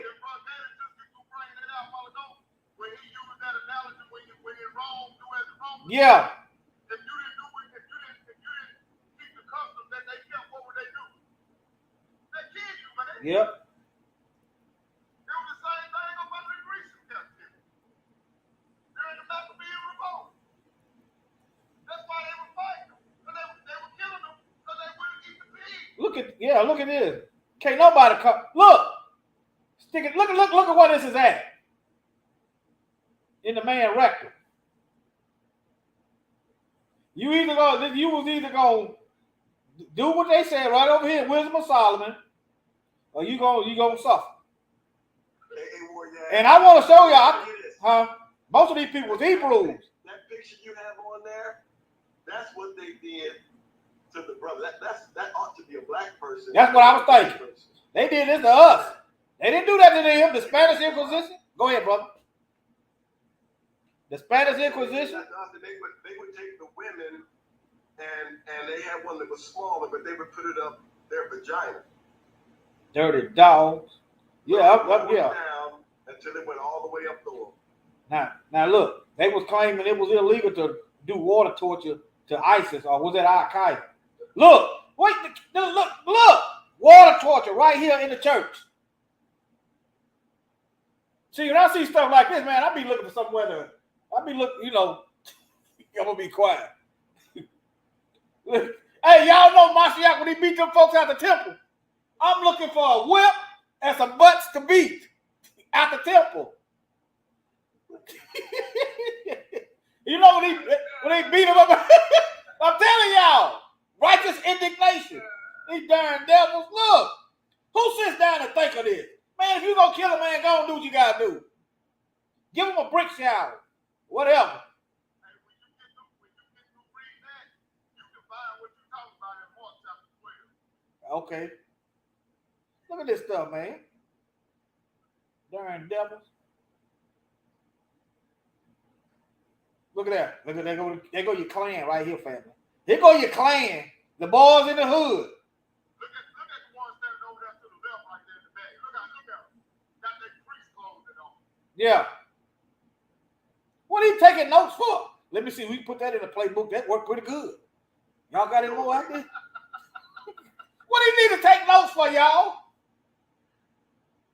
Oh, man. And whatever he hollers aloud, that's what he writes down. Man, and I'm telling y'all take this white image off that wheel and put black folks there. I'm telling you, watch that. Y'all ought to watch that Reclaiming the Throne. Have y'all seen that? You got to watch it. Y'all seen that? Watch all three of them, I'm telling you. You've got to watch all 3 episodes of that Reclaiming the Throne. It was on Tubi. Right there. Yes, sir. It's on Vimeo too. Yeah. Y'all gotta watch that. But anyway, I ain't trying to show the trailer. But it was on Tubi. I'll check right quick, but nevertheless. Man, look at these folks. We saw it last week. Look at this. Put black folks right there. They whitewashing everything. Man, these darn folks. And here we is. We done been sexually. And to think about these sexual sadists. These folks that like to dress up in masks and whip and play like they getting abused. Look. Look, y'all. Oh, okay. Now, that's for the end. I want you to say that, bro, boy, y'all. Okay. Don't worry about that right now. Okay. I thought I did something. Yeah. But let me, yeah. You said a Bible verse. What Bible verse? Do you want me to finish reading or what you want me to do? Yeah, finish this Solomon. Okay. Darn devil, man. This got me fighting me. Wisdom of Solomon. They doing this. They still doing it. They're still doing it. Okay. What was I here? Okay. Command worship. Okay. Let's start at 16 again. Thus, in the process of time, a wicked custom grown strong was kept as a law. Either you gonna keep it or we showed y'all what you was gonna get. And graven images were worshipped by the commandments of kings, whom men could not honor in presence because they dwelt afar off. They took the counterfeit. Look, let's think about this. Colonization, missionary work, missionary line, whom men could not honor in presence. They couldn't be there. I see missionary work right here because they dwelt afar off, the 4 corners of the earth. They took the counterfeit of his visage all far. I might be reading it wrong. No, they took the counterfeit of his visage. This is his image. The image that they made of his son, right? Yeah. From far, and they took it everywhere and made an express image of a king whom they honor. They what they tell us, white Jesus is king. Yeah. To the end that by this their forwardness they might flatter him who that was absent, as if they were if they were present, if they were there. Okay. Also, the singular diligence of the artificer. Okay, also the diligence of the artificer, I guess the one that making the artifacts, did help to set forward the ignorant to more superstition. For he, perchance, willing to please one in authority, forced all his skill to make the resemblance of the best fashion. So they're getting the best image that they can get. Am I reading that right? Y'all correct me. They dress it up. They dress it up. Also, also the singular diligence of the artificer, being the one who made it. Then have to set forward the ignorance of more superstition, meaning they added more to the fairy tale. Yeah. You know what I'm saying? Yeah. They made it more spooky or more superstitious. That's what you see. Okay. Yeah, As break. they went around. You know what I'm saying? Bring it out. Yeah. It's just like in the Hebrew neighborhood right now. You can say, man, I seen Russ Stanton over. Now me and my wife could have been outside, mowing the yard, and I told her, go in that house, I'm gonna mow the yard, get out the way. Oh yeah, you not there, yard told me this wife the other day. I seen it. Girl, you should have seen it. Same. They just add to the story. Yeah. You know how black folks do. Yeah. They add to the story. Yeah. Add on, lying and going on. Yeah. Right.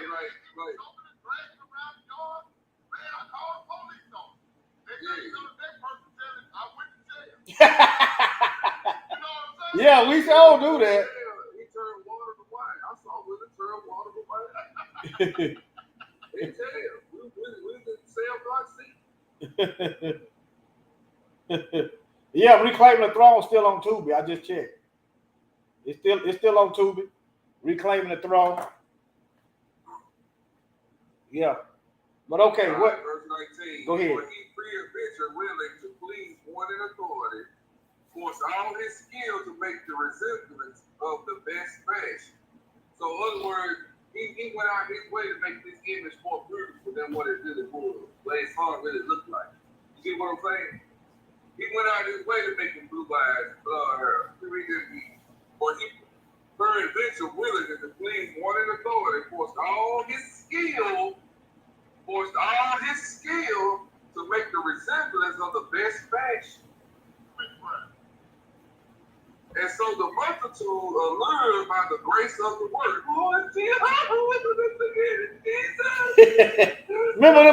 Remember them black folks?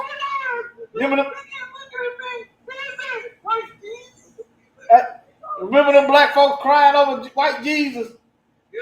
That's what I thought about when you did that. Yeah, that's what I'm saying. And so the multitude, allured by the grace of the word, took him now for a God, which a little before was but honored as a man.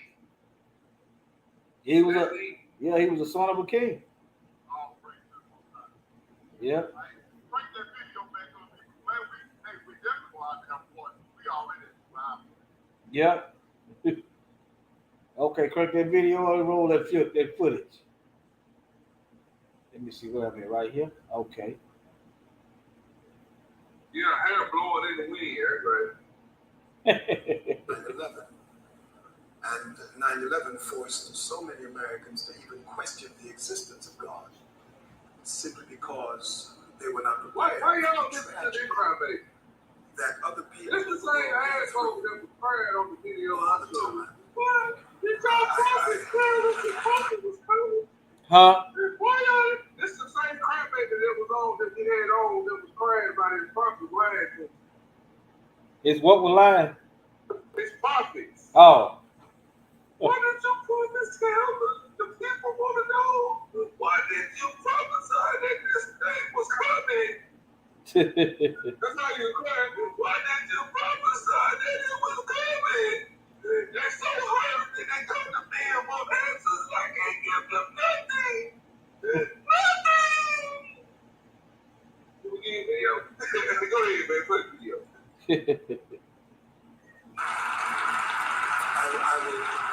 I will point out to you the significance of truth.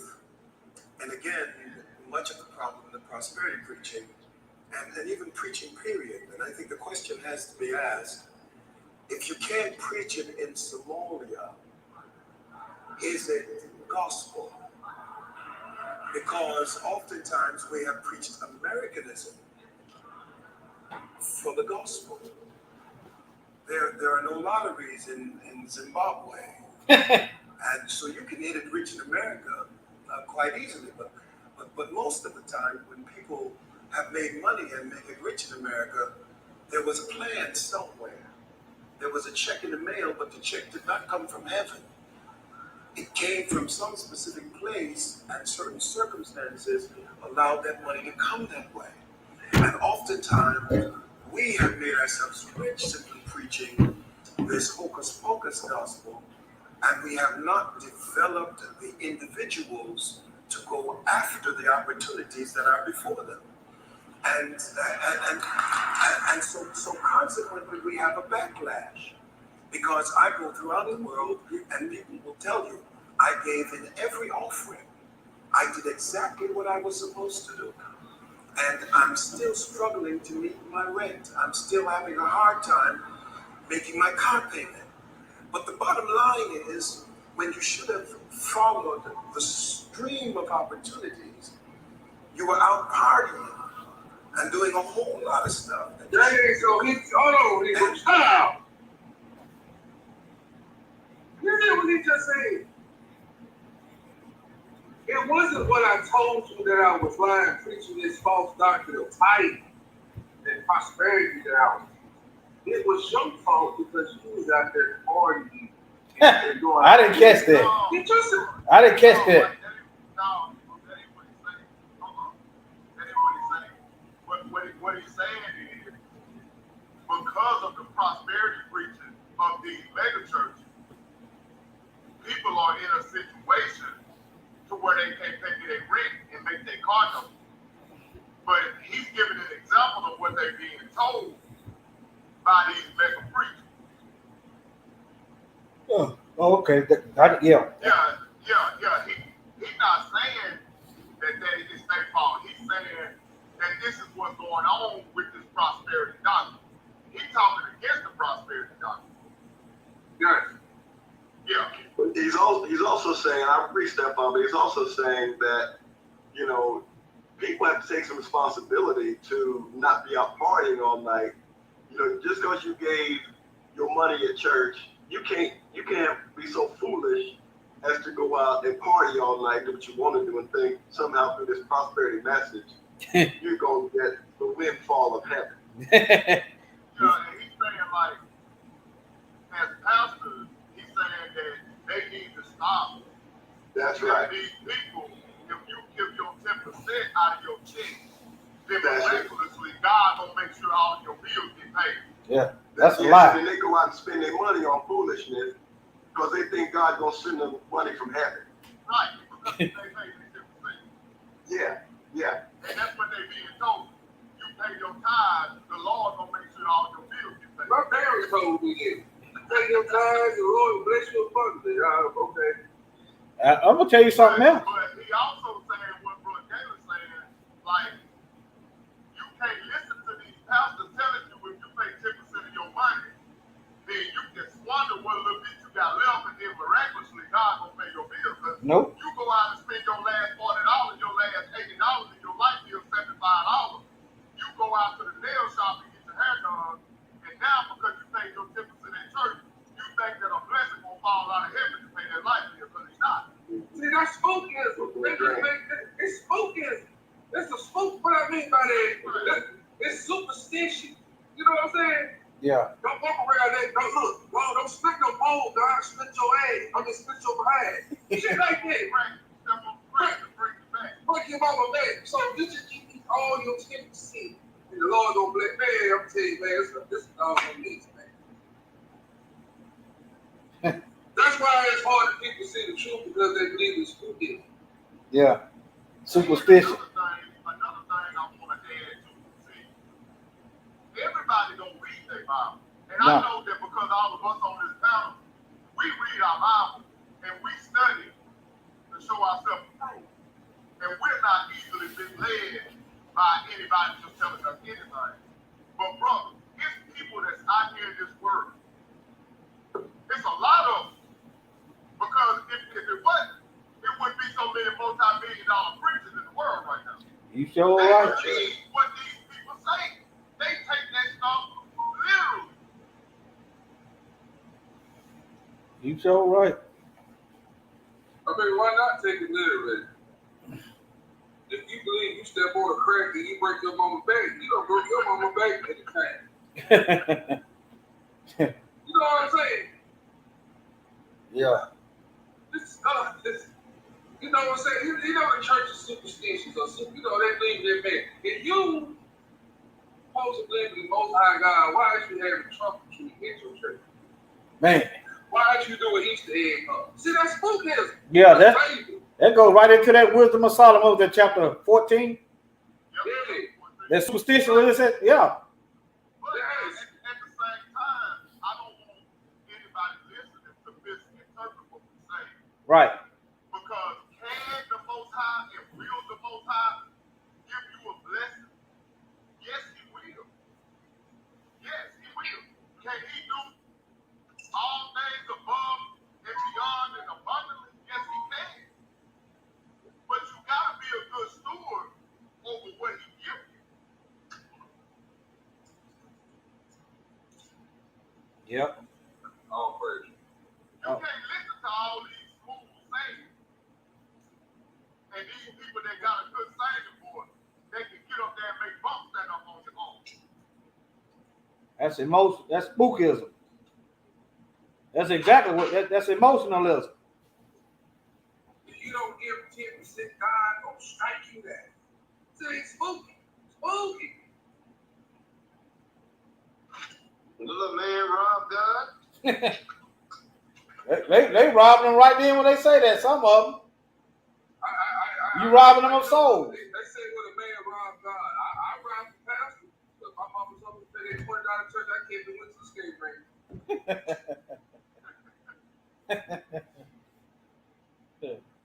All right, go boy, y'all. Okay.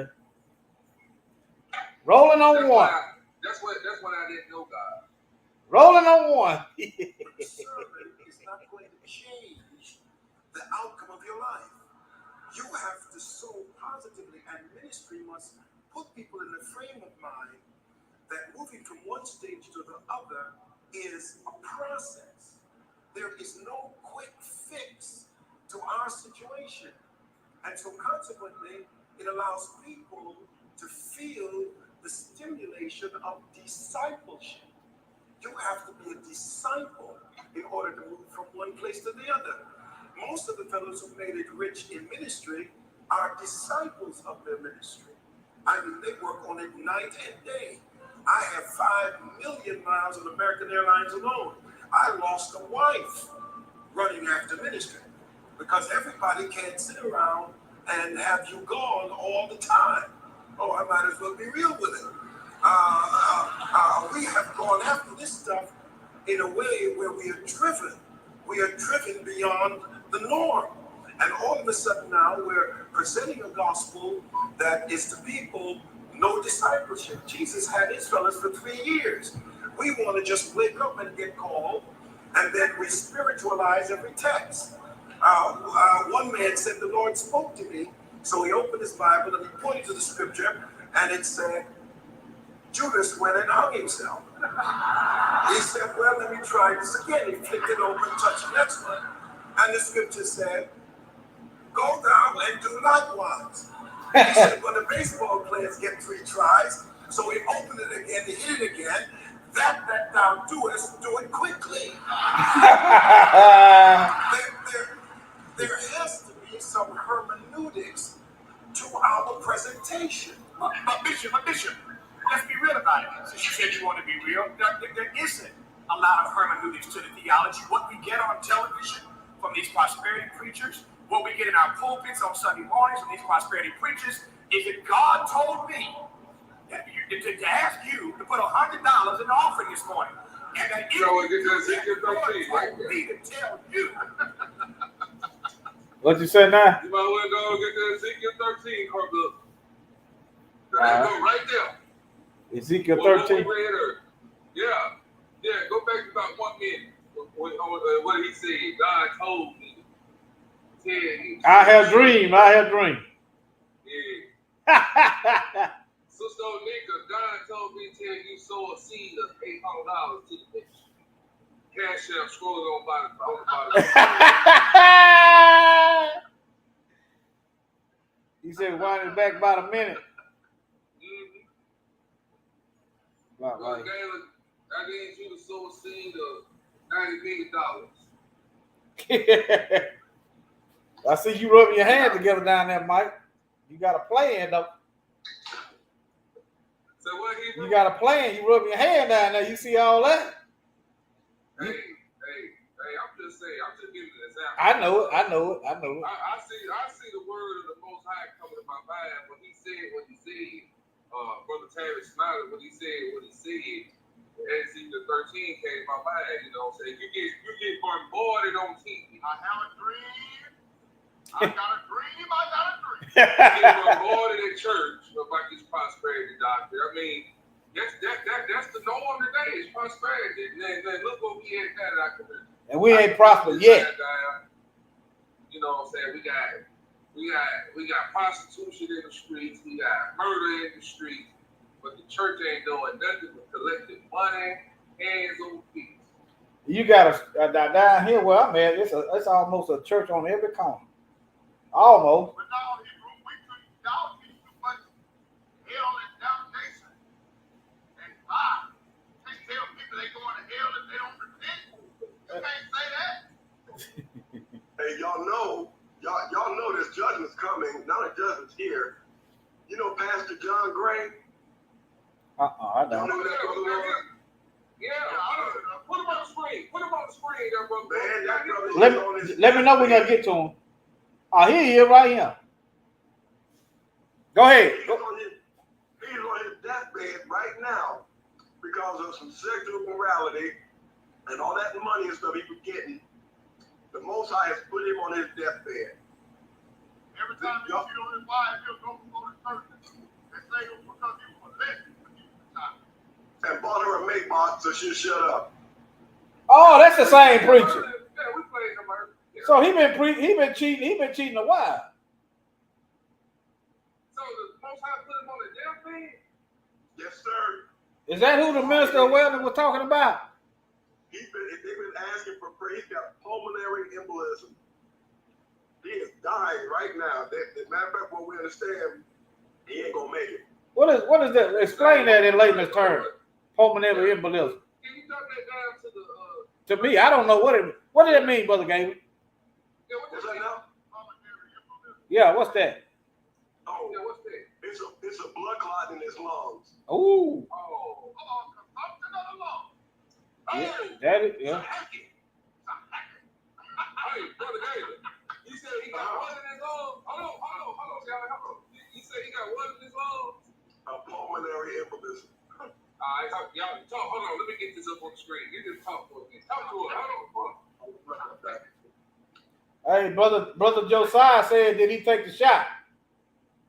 See, I think so. I don't know. yeah. I noticed right after that people got through taking this little stuff, these little shots. Crime just shot through the roof, man. Y'all notice that? They lose their mind.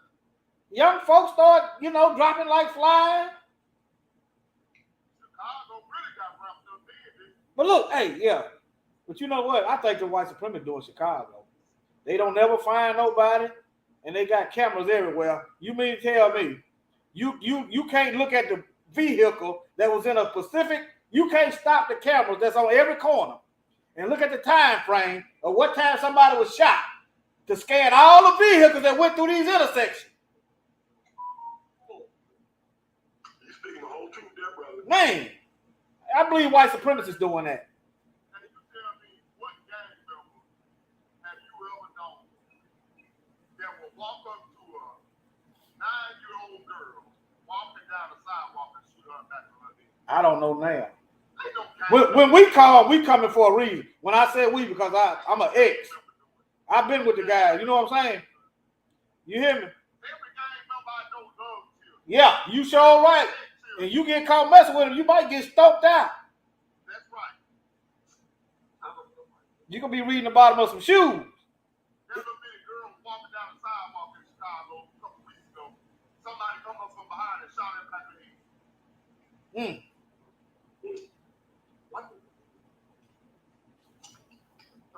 Police that's the only profession where you could not do your job and still get paid. You get paid for not doing your job. Have you saw the video of the police officer that was in that school when that last shooting was at? Yeah. And then his phone while his wife was in there getting shot. Yeah. That's horrible. He was texting on his phone while the governor was in the school. Ain't no way. If I know my wife in there, I'm going straight to her. They can fire me or do whatever they got to do. At that point, it's damn a job.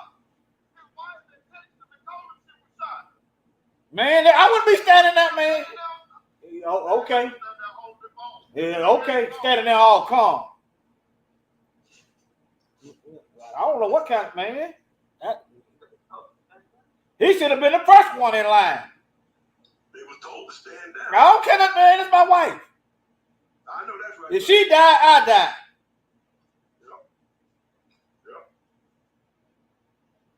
Yeah. Stand down, nothing. A doggone woman off the street. A woman off the street went in there and got her kids. No training, no weapon. Off the street. Yeah. All right, y'all. Can y'all hear me? Yeah. Listen to this, y'all. This is Leviticus 26 and 16.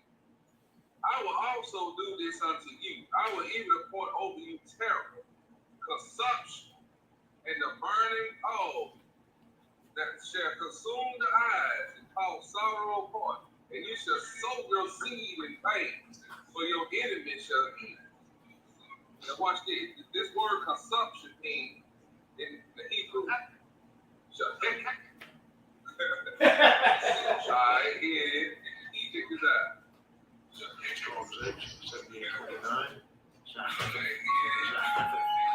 Alright, this word means in the Hebrew, brothers and sisters, the biblical outline biblical abuses, consumption, wasting disease, a wasting disease of the lung. So, Brother Gaylor, what he's suffering from? Exactly what you read right there. Consumption, wasting disease. What's the scientific European term for he got? Pulmonary embolism. And that is a consumption, brothers and sisters, a wasting disease and disease of the lungs. Alright, stop sharing.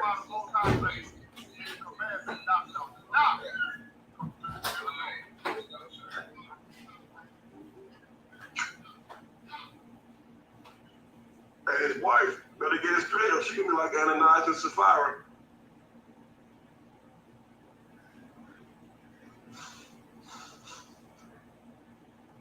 Hope y'all heard me or not. Yeah, we heard. Okay. What his wife been seen? Well, you know, Mike, she's a sympathizer with sin. So, you know, he'll go out and cheat and act crazy, and then come back in front of the church and say, well, I was abused when I was little, and then buy his wife a car or something, and she go right along with it. That's sympathizing with sin. He gonna her Lamborghini, he bought her Lamborghini. Yeah. Every He time gonna he gets something. her a Lamborghini. Yeah. And then people in church act like that's okay, because what it's up to her to forgive him or not. Well, she got a choice to forgive him or not, but it ain't up to her, it's up to the Most High. Right.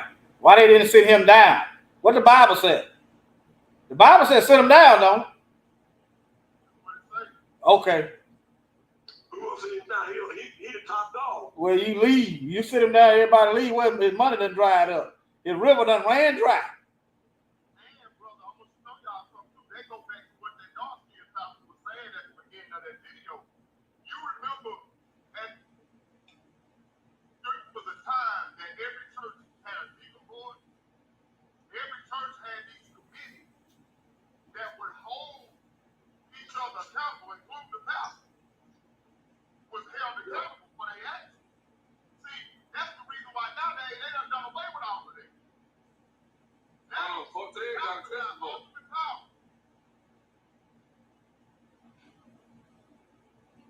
But what you say is different, brother Forte got a testimony. But when he tell you about that, what you said is true. Every church had a deacon board, they had a trustee board, usher board, they all choir board.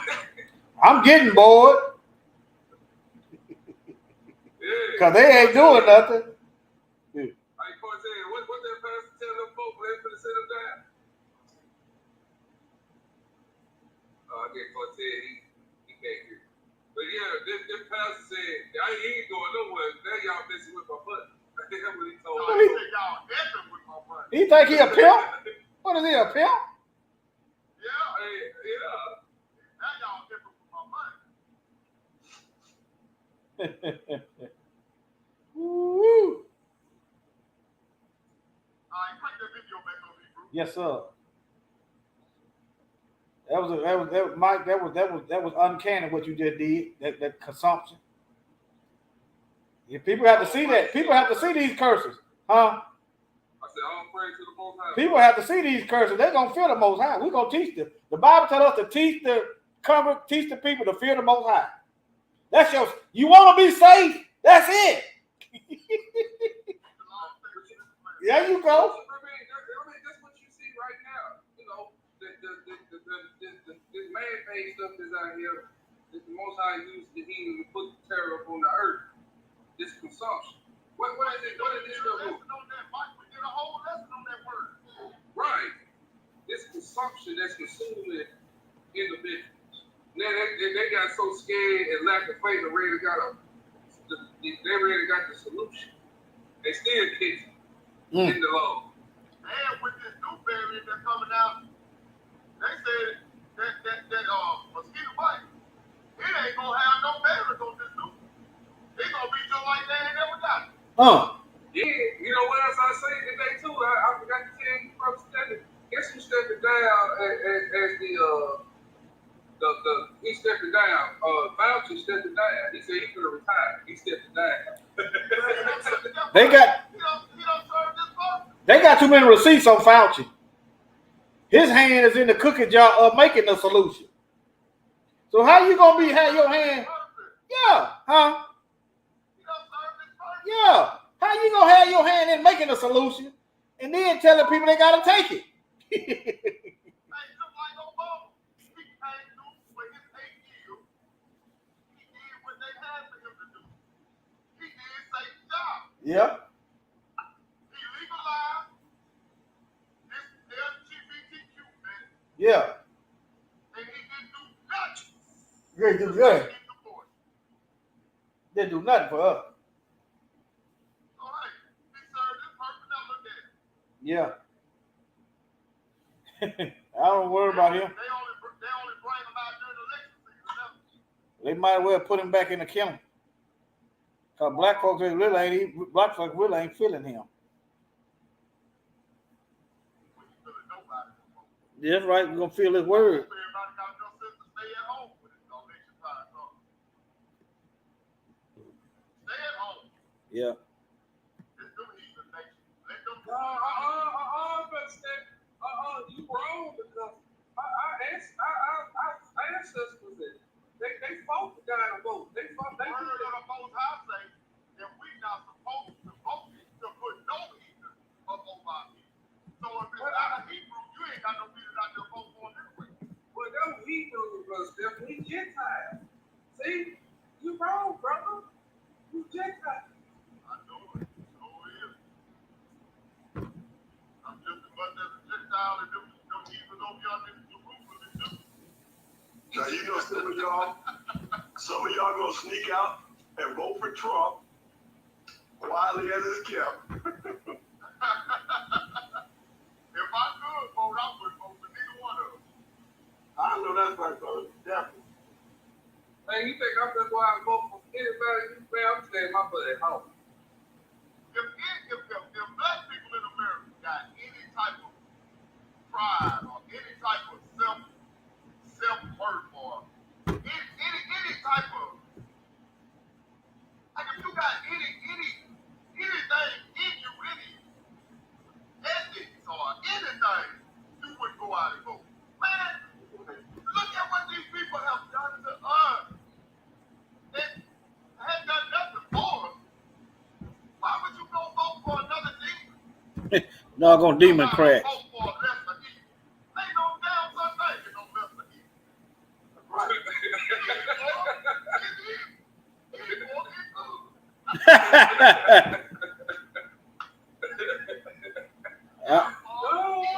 All right, Eddie Murphy. What was that? Yeah. Yeah, Vampire Brooklyn. Oh.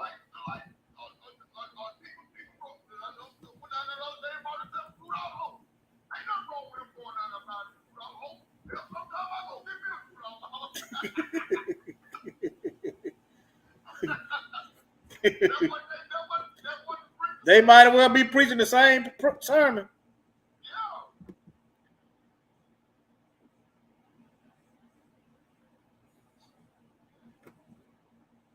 I'm gonna mute myself for a minute. I'm gonna tell these folks on these other platforms to come on over. I'm shooting them a link. Okay. Okay. All right. Hold on. Right. So again, you flip it over and touch the next one. And the scripture said, go down and do likewise. He said, well, the baseball players get 3 tries. So we open it again, he hit it again. That thou doest, do it quickly. There has to be some hermeneutics to our presentation. But Bishop, let's be real about it. Since you said you want to be real, there isn't a lot of hermeneutics to the theology. What we get on television from these prosperity preachers, what we get in our pulpits on Sunday mornings from these prosperity preachers, is that God told me to ask you to put $100 in the offering this morning. And that if you do that, the Lord told me to tell you. Because people are looking for a quick fix. It's like. I done messed up. Y'all hold on, bear with me. I don't know which one of these links it is. The 911 number with all the sorcerers and all the people who are going to read palms. That stuff was sent straight to black people. Because oftentimes we want a draw. And the church becomes a draw. Where we can preach, this is going to happen, this is going to happen, and people just subscribe. But that's not the way it is. You have to have discipline. You cannot overlook the principles of God and God go against his principles and make you rich. God is a God of principle. That's why medical science works. That's why aviation works. That's why you can put a boat in the ocean and it goes across the sea, because there are principles. And people want to bypass principles because they lack discipline. And the preacher wants to get rich on the ignorance of the people. You got to turn around and tell them the truth, so that the only Bentley in the driveway is not yours. You got 20 out there. Very frankly, and to the point, is it money well spent? There's a big debate ongoing in our community about the millions upon millions of dollars that we spend building buildings. James Cole raised this point earlier. The money we spend building buildings. But a lot of folks in this audience, and I'm sure watching us around the country and around the world, who question, I'm just asking the question, who question whether or not it is money, Jeremiah, right? We should be putting on this amendment. Jeremiah, it is money well spent, as opposed to spending that money on programs and on services. We walk over homeless folk in some of these cities to get into the church. Is it money well spent? I must point out that you have to go back home. Your pastor said he wants to answer that. I just want to point that out. You got to go back to your pastor. And you said you don't care, Bishop Joe. Let Jeremiah right there said you will hear from him when you get home. Paul Morton said if we don't have no authority, then what are we leading?